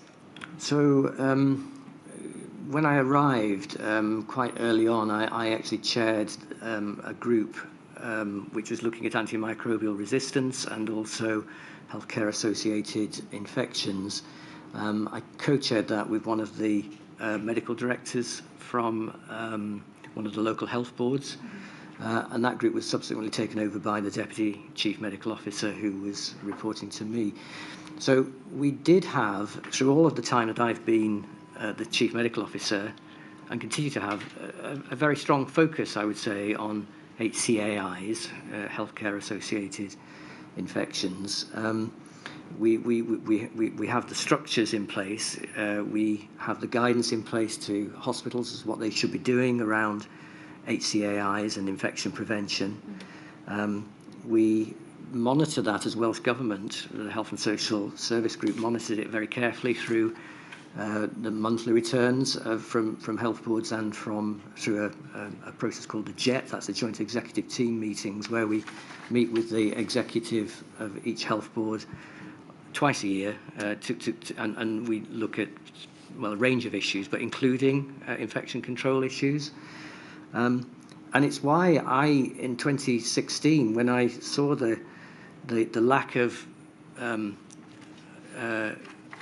total provision of infection control isolation rooms across Wales, why I personally put so much time and effort into trying to get the resources to be able to make sure that every hospital and every health facility had the ability to deal with those. But more fundamentally, I was regularly in contact with, in common with my colleague, the Chief Nursing Officer at the time, and we wrote repeatedly, I think, to chief nurses, to medical directors, reminding them of their responsibilities. And we actually established, I think it was in I can't remember which year, but we established a workshop, probably it was early 2019 actually, to look at the issue of HCAI and our health protection system, and that's what led to the investment that we've just been talking about with Mr. Keefe. So you know, you ask what personally I've done. I think I've tried very hard to make sure that HCII remains an important consideration within the health system and that we have the ability to deal with it. But we've seen that the recommendation in 2004 was in relation to SARS. That was a HCID, wasn't it? It would have been an HCID, yes. Yet it was only in 2019 that you were raising concerns in relation to monkeypox, another HCID. Yeah, so... Quite a delay, wasn't it?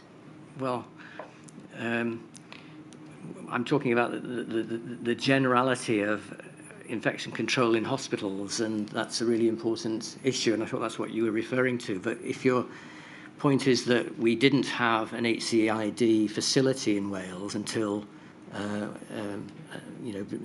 until 2019, that is correct. But we did have, of course, as I've previously outlined, arrangements for patients with HCIDs to be safely transferred to English facilities for treatment. Just one final point in relation to nerve tag, please. You've just explained a moment ago that Wales didn't have a role in nerve tag. I think we understand from the evidence that we're likely to hear from Andrew Goodhall that Wales played an observer status. We can see in documents in 2016, nerve tag are making recommendations about the need for FFP3 masks and more general masks to be available in all hospitals, communities and ambulance and social care staff services. In 2016 and onwards, were you personally aware then of the recommendations that were being made by nerve tag, in particular in relation to masks that I've just described? Well, I don't recall seeing that recommendation. I'd have to have a look at it. But don't you need to know, in your role as CMO, if nerve tag are making recommendations? Isn't that something you need to know? I would expect to have been informed of that, and I would expect that the systems in Wales would have picked that up and would know about that. As to whether we were a member or had observer status, I can't recall. Some of the groups in the UK, we had observer status, and it may well be the case that we did have observer status in nerve tag, in which case, milady, I apologise for my earlier statement, but we can check that. But to be clear, you never attended a nerve tag meeting directly yourself? I did not, no. Thank you very much, lady.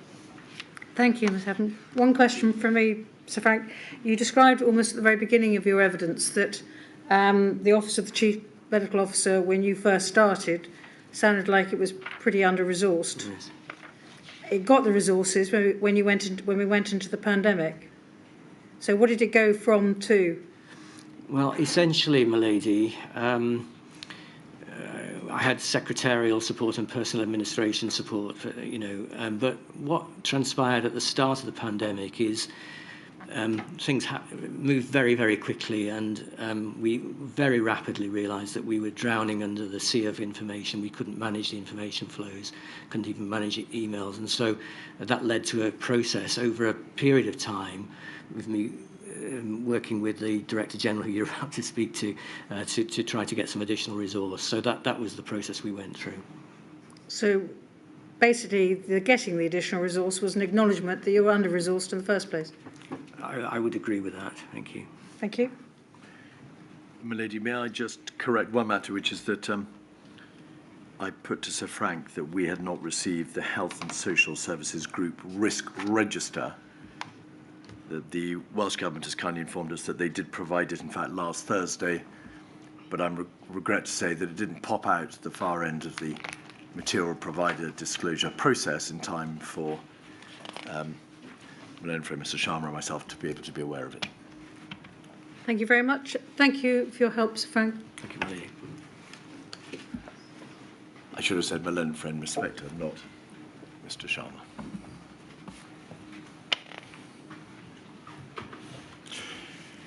So, milady, the next witness is Dr. Andrew Goodall, the Permanent Secretary to the Welsh Government.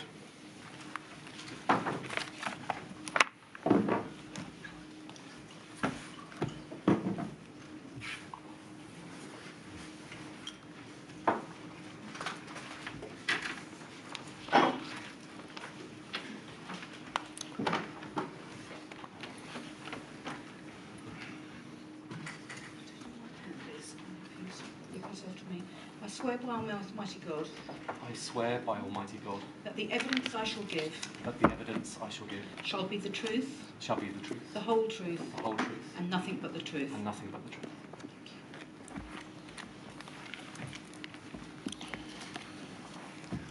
Good afternoon. Could you give the inquiry, please, your full name? My name is Andrew Goodall. Dr. Goodall, could you remember to keep your voice up as you give evidence, please, for our purposes and also for our hard-working stenographer? I believe my lady will be sitting till shortly before 5 o'clock, so there won't be a break this afternoon, of which you can take advantage, but there may be tomorrow. You will, I'm afraid, be giving evidence tomorrow morning as well. It's impossible to conclude your evidence tonight. You've provided 3 witness statements, have you not? Variously dated the 14th of March 23, the 20th of April 23, and the 20th of April 23. Yes, I have. I think it's fair to say, Dr. Goodall, you've strained every sinew to provide us with as much information as you can about the workings of the Welsh Government.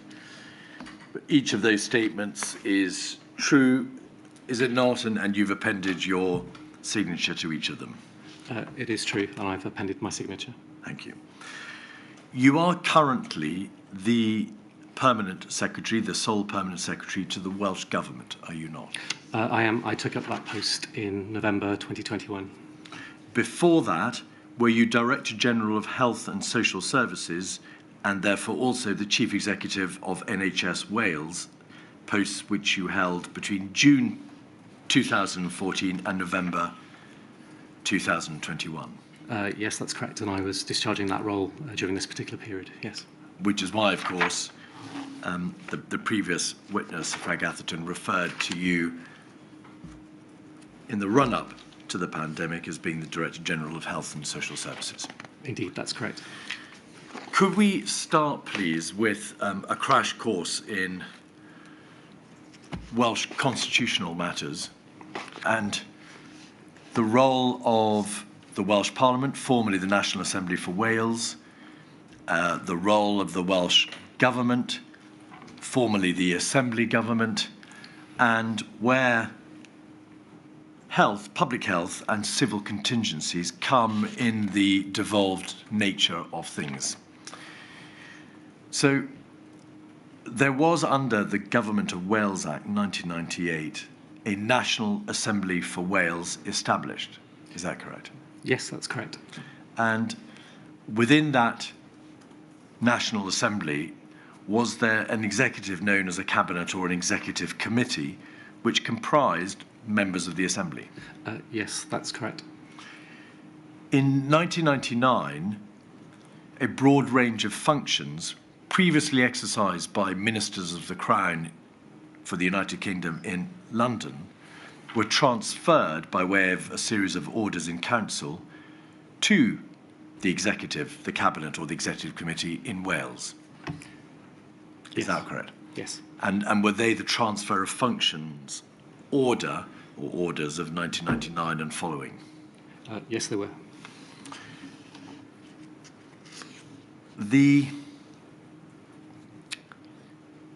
In 2014, under the Wales Act, did the name of the Welsh Assembly Government become changed or get changed to the Welsh Government? Yes, it did. It changed to Welsh Government. And in 2020, did the name of the National Assembly for Wales change to the Senedd or Welsh Parliament? Yes, those changes happened in 2020. So over the course of time, the nomenclature as well as the functions of the Cabinet or the Executive Committee, in essence the Welsh Government, have changed quite considerably, have they not? Yes, indeed, they have changed significantly, in particular when the opportunity to be able to make its own legislation came through. And was that because until the Government of Wales Act 2006, the National Assembly for Wales was unable to make its own primary legislation? Yes, that's correct. And so the current position is this, that in the Welsh Government there is a First Minister who leads the Welsh Government. Is that correct? Yes, that's correct. And there are a number of Welsh ministers equivalent to what one might call senior ministers in the United Kingdom government in London, and deputy Welsh ministers equivalent to junior ministers in the UK government. Yes, that's correct. Their names have changed over the years, but broadly it would be the same, yes. And there is at the apex of the administration of the Welsh Government a permanent secretary, and that is you. Yes, I lead and manage the civil service, yes. So you're, I suppose one might call the equivalent amalgamation, perhaps, of head of the civil service in Wales, the cabinet secretary, the administrative chief executive. You are the permanent secretary who is subject only to ministerial control. Yes, that would be true of my successors, myself from 2021, of course. And yes, my role would include acting as the principal accounting officer for the organisation and also acting as the first advisor to the First Minister and the Cabinet as well. We've seen from the relevant paperwork that Wales does not have ministries. It has, for the purposes of carrying out its functions, a number of departments known as directorates. Yes. Is that why we've seen, of course, in the context of health emergencies, repeated references to the Health and Social Services Directorate? Indeed, Health and Social Services Group, and I was the Director General of that group. Indeed, until you became the Permanent Secretary. In your witness statement, one of your witness statements, you say this: despite the range of responsibilities, the Welsh Government is, and in my experience always has been, a compact administration. Welsh ministers and senior officials are under one roof and frequently in the same room together. What consequences have flowed from that, Dr. Goodall, in terms of the way in which the Welsh Government has been able, historically, to make decisions? As I've experienced it through this particular period, but of course subsequently as well, I think it allows for a closer contact amongst both officials and also amongst ministers. It means that irrespective of working in an individual portfolio, for example in health, you have an awareness of the broader workings of government, including on other policy matters. I think it does create a network of confidence and trust. Colleagues get to know each other, and it also extends out beyond just the workings within Welsh Government, because it translates into the way in which we work across other agencies and other networks in Wales as well. So there is an intimacy about that system internally for Welsh Government as well as outside. Dr. Goodall, you speak very fast, and I didn't, in fact, ask you at the beginning to speak more slowly or to ensure that you speak slowly. Could you please do so, however? Of course. It's very difficult for the very skilled stenographer to keep up with that level of speech.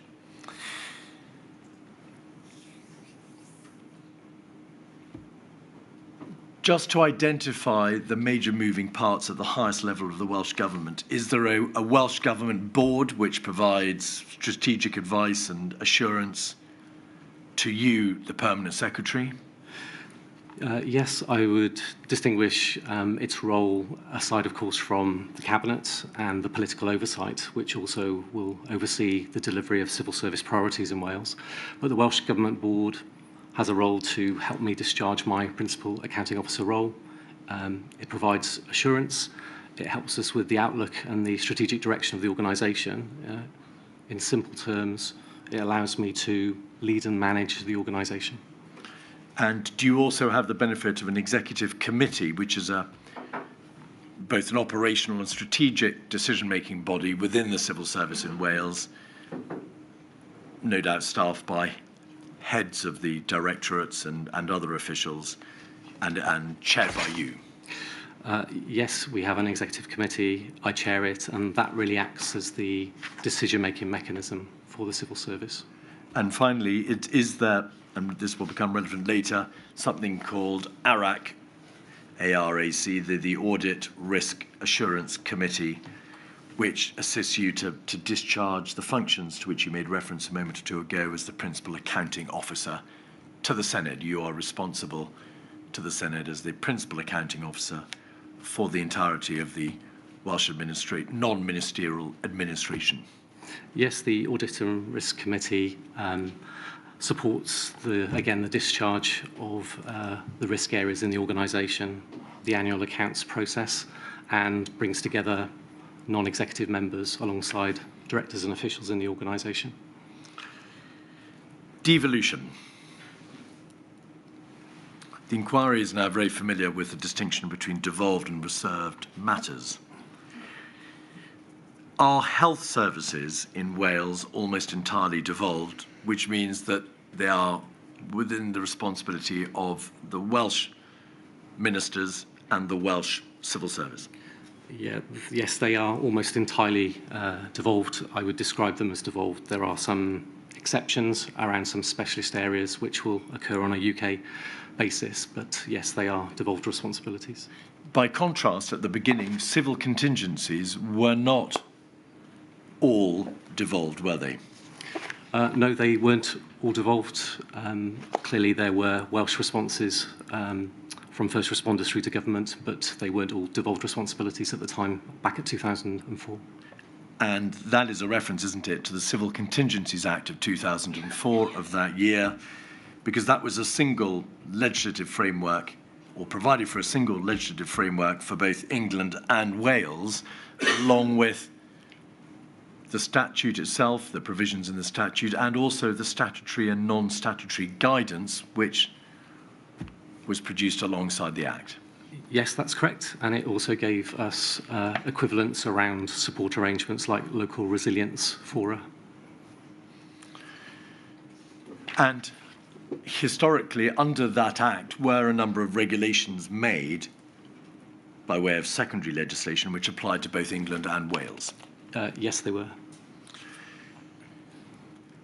In the fullness of time, however, and following a number of reports into civil contingencies in Wales, and notably a commission on devolution in Wales, the Silk Commission in 2014, was there a major change in 2018, primarily through the Welsh Minister's transfer of functions order, which gave, at least for the purposes of the first part of the Civil Contingencies Act, Part 1, the 2004 Act, powers exclusively by way of devolved matters to the Welsh Government?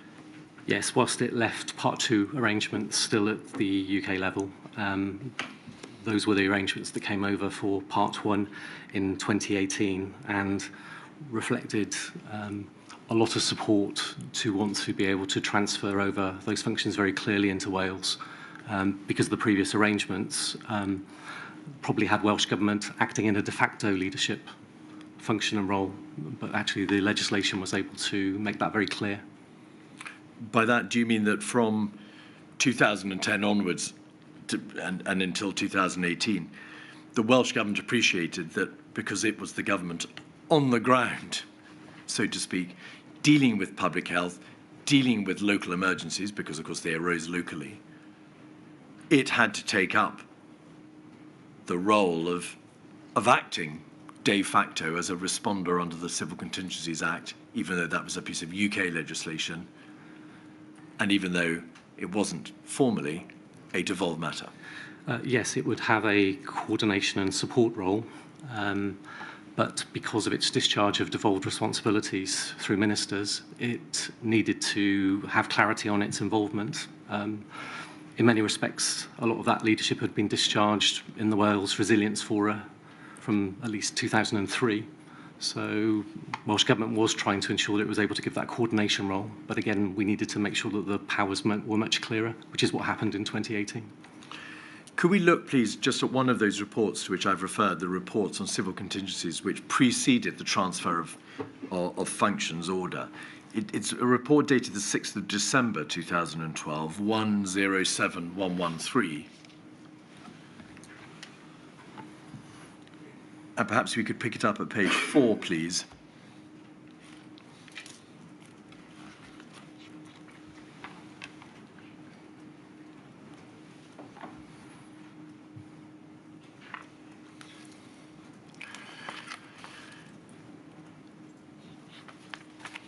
Dr. Goodall,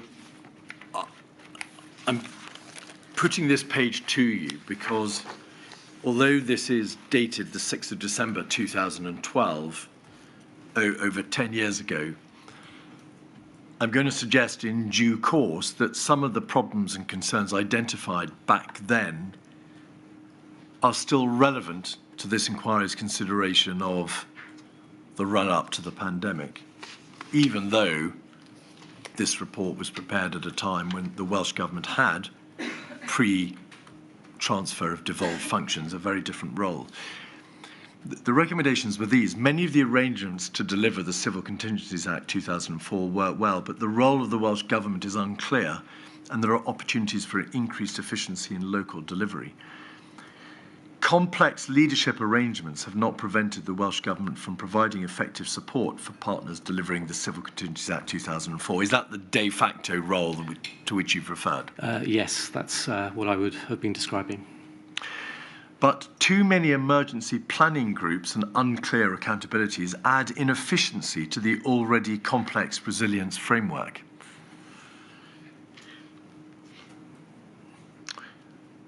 Could I perhaps go straight to the heart of the line of questioning which I will develop over the next 2 or 3 hours and ask you this, which is, do you believe, looking back, that that problem identified in 2012 was adequately addressed?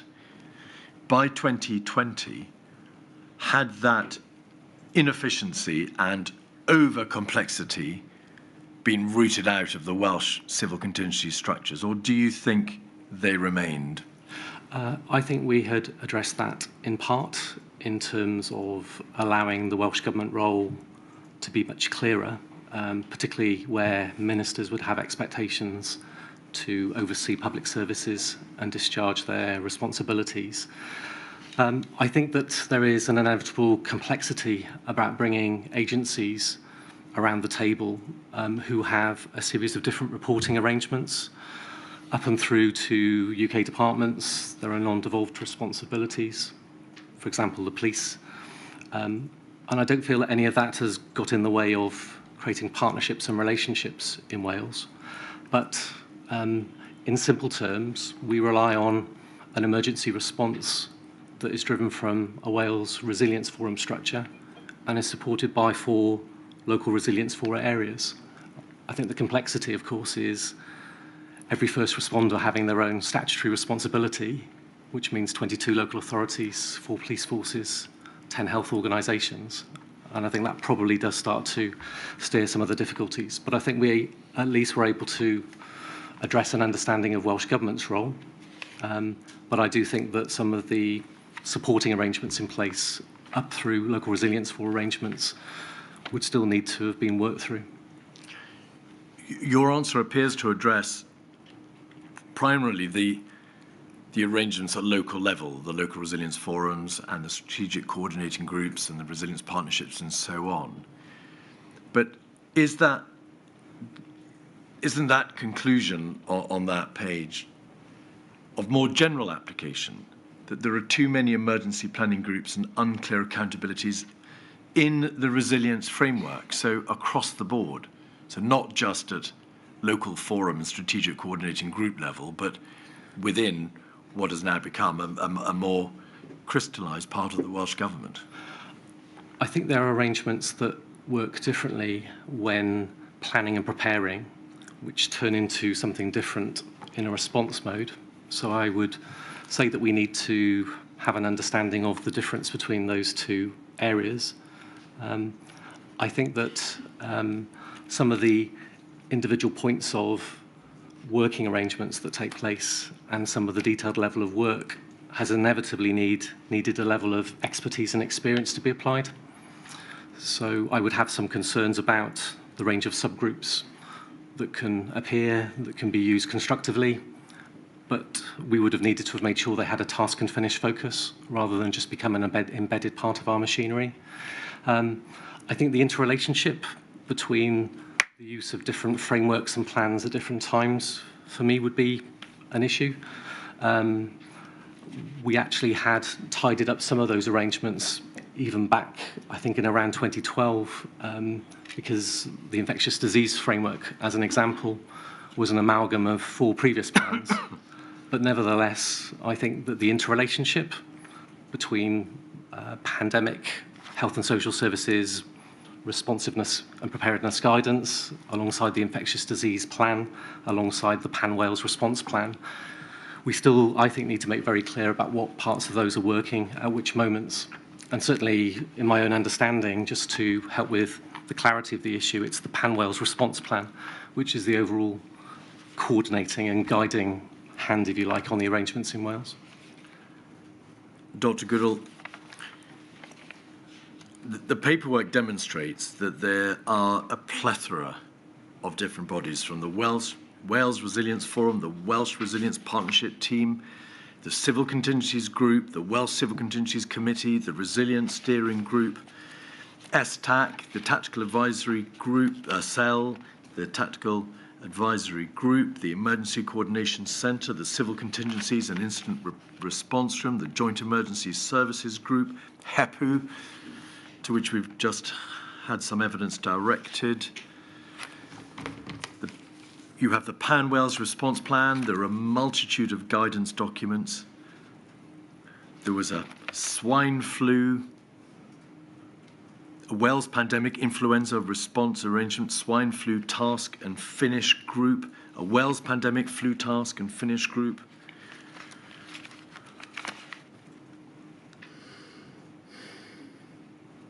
Wales Pandemic Flu Preparedness Group. I haven't covered them all.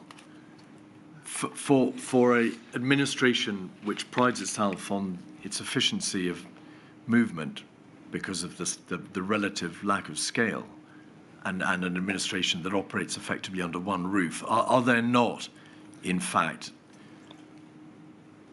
a plethora of bodies in this labyrinthine system? There are many bodies. I think some of those relationships are probably clearer to me about how they would work. I think some of them would feel as though that they were duplicating some of the tasks and activities, and certainly the balance of what is discharged nationally as opposed to what is discharged within those sort of local responders and in the regional arrangements of the local resilience forum would also be an issue.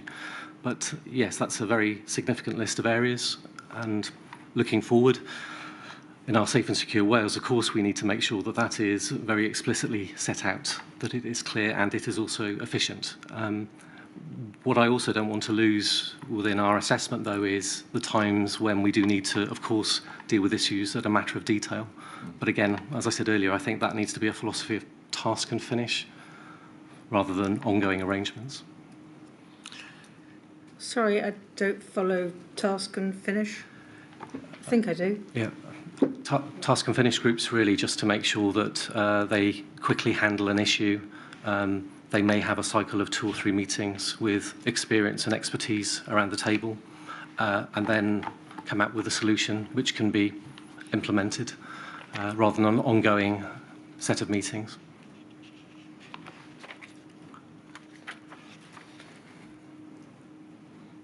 So it's a response?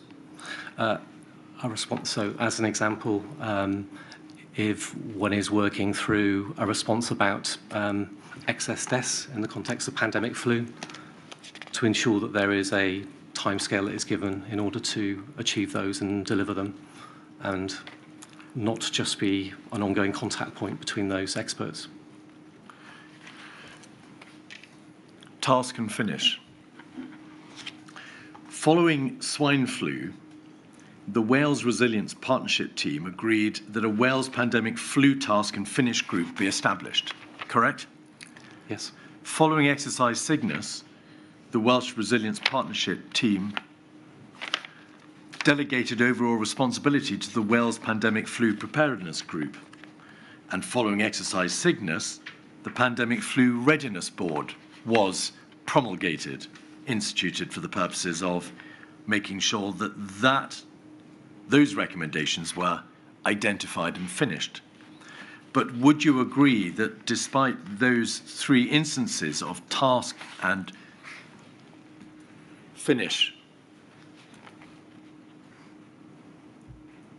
functions being identified. Not all the recommendations from any of those reviews or exercises were, in the event, implemented. Not all of those were implemented. So, And those committees, those task and finish bodies, took in some cases a very long time to attempt to ensure that the relevant recommendations were implemented. Did they not? in my view, they took too long to make sure that the recommendations were implemented, even if there had been progress on some of those activities and matters and they were completed. And so despite your recourse to the benefit of task and finish bodies, history and the reality has shown that they themselves have not really performed terribly well, have they? They haven't been able to discharge the outcomes on all of those areas, and we need to understand how, if we have got to a better place, that we need to be able to update the guidance at that point rather than try to keep searching. Please may we not have a terminological debate. They have not done very well, have they? The task and finish groups did not deliver all of the objectives. They didn't achieve them. No, I agree. They were given the task, but they didn't finish. They didn't achieve all of the tasks, my lady. Yes. Rather defeats the purpose of a task and finish group, does it not? Could we go back to 107113, please? Page 9, paragraph 13.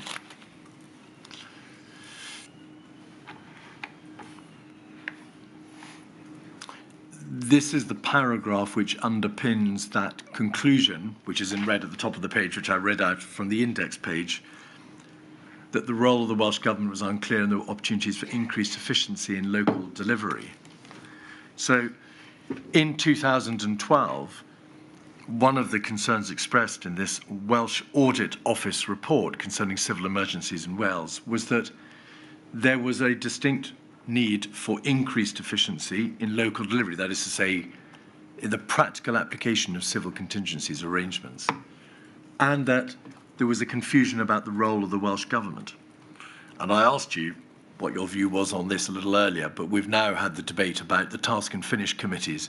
Would you now perhaps reassess that some of the problems identified in this report from 2012 continued right up until the onset of the pandemic, because the committee process, the group process, the structures in the Welsh Government continued to be in significant respect inefficient? Yes, I would agree with you that there were too many arrangements in place at that time that may have changed our focus and what was needed. As I said earlier, I do think that some of those mechanisms occur because of preparedness as opposed to the response itself. But yes, I would agree that there is an ongoing need to make sure that we can have a less complex system. Yes. Thank you. Page 10, paragraphs 17 and 18.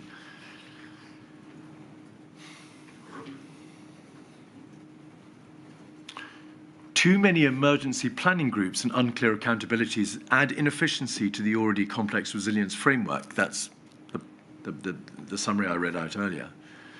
And paragraph 17 generally says the current structures leading to inefficiencies at a local level, unnecessary complexity and unclear accountabilities. And at 18, complex reporting arrangements are leading to confusion about the roles and responsibilities of the numerous emergency planning groups and organisations. The complexity risks fragmentation of resilience activity with potential overlaps or gaps in the arrangements for resilience. That is an astute and precise summary, is it not, of the Welsh Government civil contingencies arrangements between 2012 up to the time of the pandemic. I believe we had addressed some of that complexity, but to take your point, I do agree that we have had too many examples of duplication and activities happening. Even as we adopted the Welsh Government responsibilities in 2018, we have probably still not worked our way through the implications of that transfer of responsibilities by the time we'd hit the pandemic as well. In essence, the Welsh Government was faced with a very complex strategic conundrum, which was having been given a multitude of what up to then been reserved functions by virtue of the Transfer of Functions Order in 2018. Somehow those new responsibilities had to be discharged.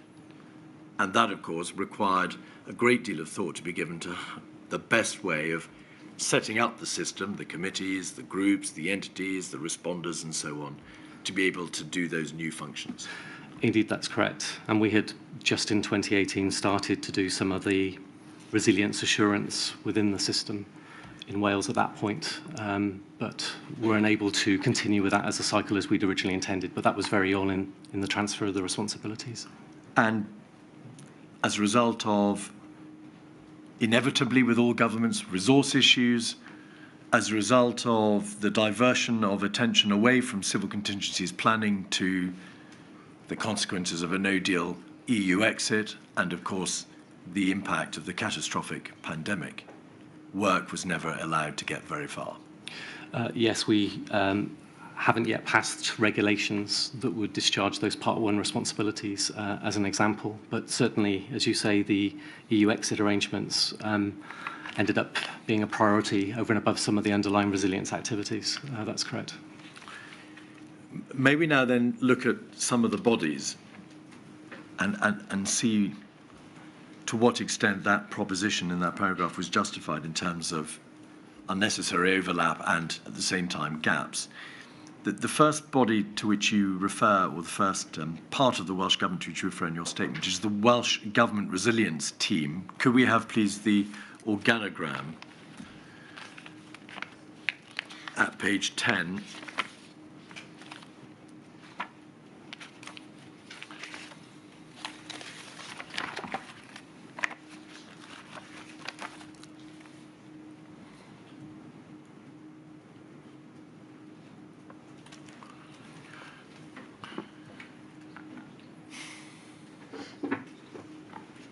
Somewhere, yes, on the far left of the page, please, of the diagram, halfway down, Welsh Government Resilience Team.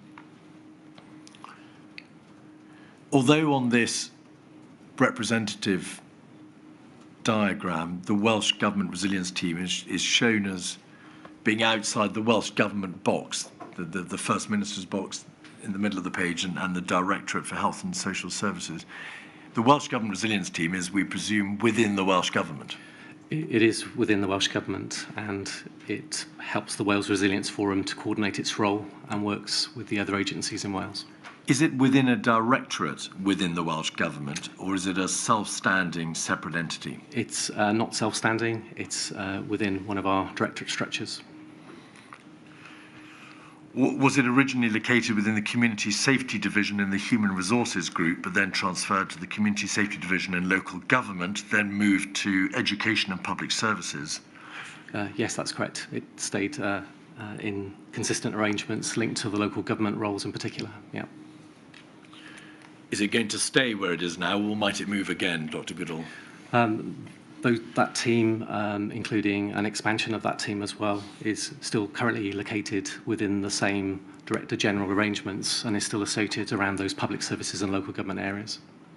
Do you think it likely that it will remain in the Education and Public Services group and then within the sub-Community Safety Division, or is it going to move again?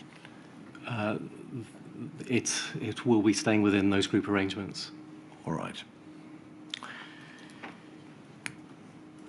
There is evidence before my lady that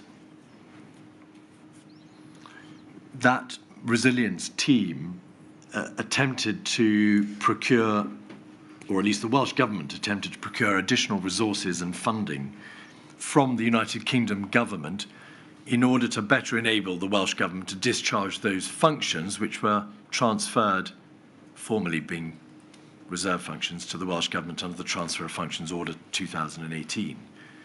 Are you aware of whether or not those requests for further resources and funding to deal with these additional issues were successful? The transfer of responsibilities happened, but there was no funding that came across with those responsibilities from UK government. So we had to review those arrangements ourselves at the time.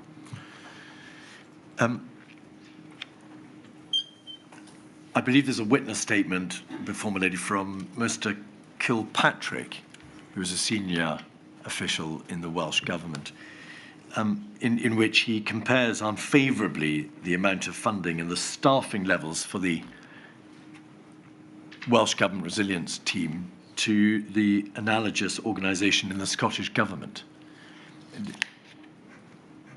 Does the Welsh Government acknowledge that that resilience team is, even by the standards of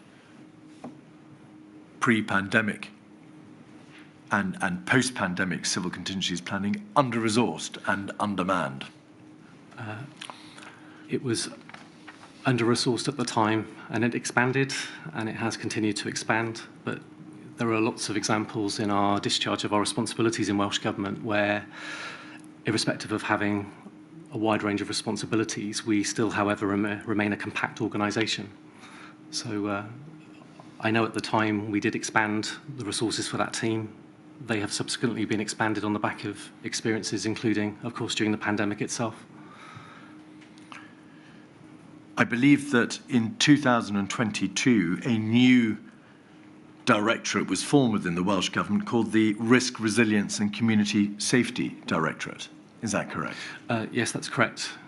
Are all resilience functions in the Welsh Government now within that single directorate for the better purposes of transparency and accountability, or are they still diffusely arranged across a broad spectrum of the government? They are mainly located there, but it doesn't remove the individual responsibilities that are held by ministers and also by directors general for other sectors across Wales. But as an example, the Health Emergency Planning Unit would still be sat within the health structures as part of supporting the coordination of those responses. But that unit has expanded to include areas like cybersecurity response and does act now as the sort of expert facility within the organisation. So there is now a primary risk and resilience directorate within the Welsh Government, so that everybody may know that that is the directorate in charge generally of civil contingencies, but in the context of health emergencies and civil contingencies, plainly there needs to be another body dealing with health, resilience and emergency planning, and that is elsewhere in the Welsh Government. Yes, we line manage the NHS in Wales, and it would form part of those responsibilities. But of course, there would need to be, very close liaison and coordination in the Welsh Government context. There is in Wales a Wales Resilience Forum, which was created in 2003, and I think, at least at some stage, chaired by the First Minister and made up of senior leaders or partners in the civil contingencies field in Wales, similar to what we've heard is the Scottish Resilience Partnership. Does that Wales Resilience Forum, which is obviously a wider body, still function? It does still function, whilst there may on occasion be deputising arrangements for the First Minister. In my experience, the First Minister has been the lead minister for that arrangement and has been a routine mechanism for meetings and discussions in Wales in preparedness and planning mode. Our Genius technician has flagged up Wales Resilience Forum on the screen. Does that body give direction to another body called the Wales Resilience Forum? Does the Wales Resilience Forum give strategic direction to what is known as the Welsh Resilience Partnership Team? The Wales Resilience Partnership Team are there to support the function of the Wales Resilience Forum. So it's where the civil servants are located who will act as the secretariat and who will oversee the arrangements by linking out with the wider system in Wales. Can't it just be a single body, Dr. Goodall? The Wales Resilience Forum and the Wales Resilience Partnership Team, if that is simply the operational mirror of the strategic forum, do there have to be two separate bodies? The Wales Resilience Forum is a meeting which is supported by the team. So it discharges a range of responsibilities, but that is just the supporting team. But they do have a role beyond the Secretariat. They, of course, act to link out to partners and agencies in Wales as well. What then is the Wales Civil Contingencies Committee on the top right? The Civil Contingencies Committee will actually meet in the early phase of an emergency response, rather than being chaired by the First Minister or a designated minister. It will be chaired by a senior official, and that allows it to understand its responsibilities within a response phase of a major incident or an emergency planning issue. So what's the difference between a Civil Contingencies Group, which is the box in the middle of the yellow box in the middle, and the Wales Civil Contingencies Committee? The Civil Contingencies Group establishes itself in the early stages of an emergency response. The Wales Civil Contingencies Committee is when the triggers have been identified and when we are moving into a proper emergency response, and it acts as a liaison point with Cabinet Office and the UK government arrangements, including, where needed, to give advice up to the COBRA arrangements, of course.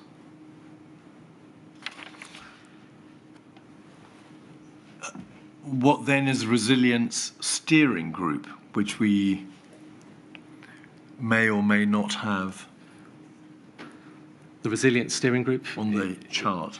is just a smaller subset of colleagues, because the Wales Civil Contingencies Committee inevitably involves a range of agencies and other colleagues around the table.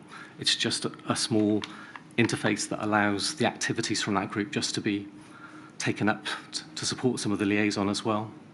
So the Wales Civil Contingencies Committee is a wider group of colleagues who act to give advice when we are in response mode.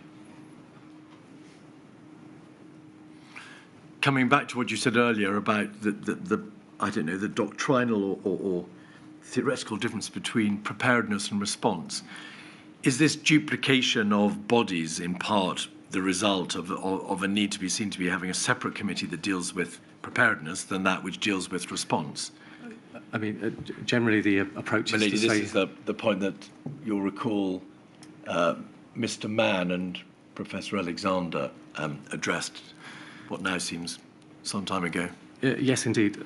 For example, the Wales Resilience Forum didn't have a role to discharge within the pandemic response because it was there to prepare and to bring agencies together under the auspices of the First Minister. But yes, it's to separate out the preparedness from the response arrangements that are operationally occurring at the time. There is, in the bottom left-hand corner, a body known as Scientific and Technical Advice Cell, STAC. Are you familiar with that body? Yes. We believe that was set up, or at least radically changed, in July 2019. Why was that? Just to try and ensure that, whilst needing to rely on, of course, advice, science and advice and use the networks at the UK level, that there may well be areas, and there were experiences that showed that there was a need to translate advice directly into the Welsh context. That wouldn't necessarily happen in every arrangement, but on the basis of the emergency that was under consideration, there may be the need to draw in some more specialist advice at that time, which is when those arrangements came into play. But Dr. Goodall, we've heard evidence already this afternoon from Sir Frank Atherton, the CMO, who pointed out to Milady that there is already a Chief Scientific Advisor for Wales, a Chief Scientific Officer, NHS Wales, a Chief Scientific Advisor Health within the Health and Social Services Group. Wales has the benefit of NervTag, any learning that comes from SAGE. Why was there a need for yet another body?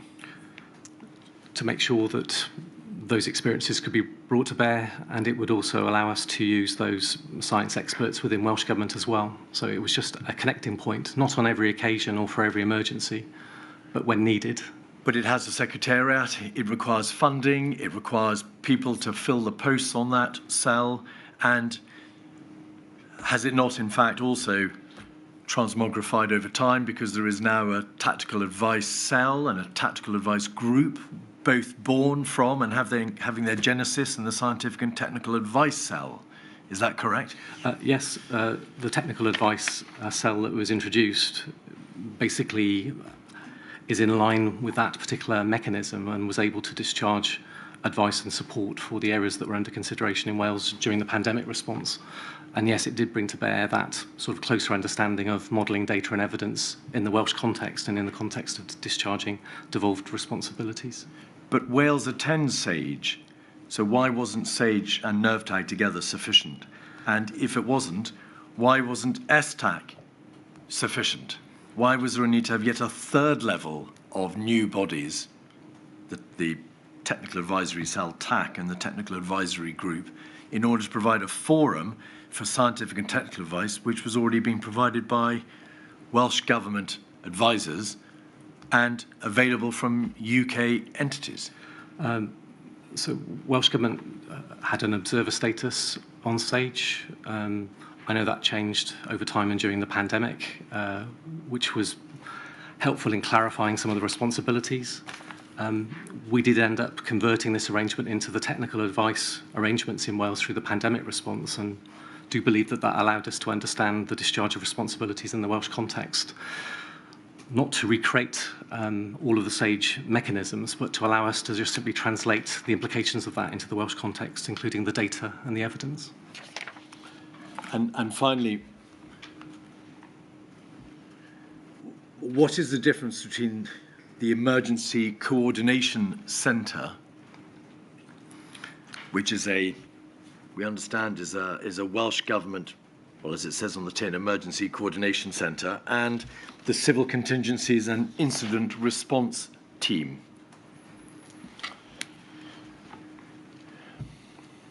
The Emergency Coordinating Centre is a physical response, which involves the coordination activities and is located within Welsh Government, and that can be set up fully or in part on a 24-hour basis if needed during any emergency response. But it is a physical entity in our local resilience fora arrangements across Wales. There are also physical locations where colleagues and staff do come together to actually oversee and coordinate the different activities. But isn't that what the Civil Contingencies and Incident Response Team does? It comes together as an incident response team, and I read from your statement, to lead and facilitate the Welsh Government's response to civil emergencies. Well, what's the difference? The ECCW is the physical establishment of the centre. It's the building? It's the building, plus where the desks and individuals will be sat, and discharges that coordinating focus within the building. So it's a physical establishment and was physical during the pandemic, irrespective of course, other virtual arrangements. So is the short answer that the Civil Contingencies and Incident Response Team work in the Emergency Coordination Centre? Indeed. I think Milady, that's, I think, about as far as I think any of us can go today. Is that a convenient moment? I'm sorry we have to break off, Dr. Goodall, but I think you're prepared for it. No, Milady, I understand.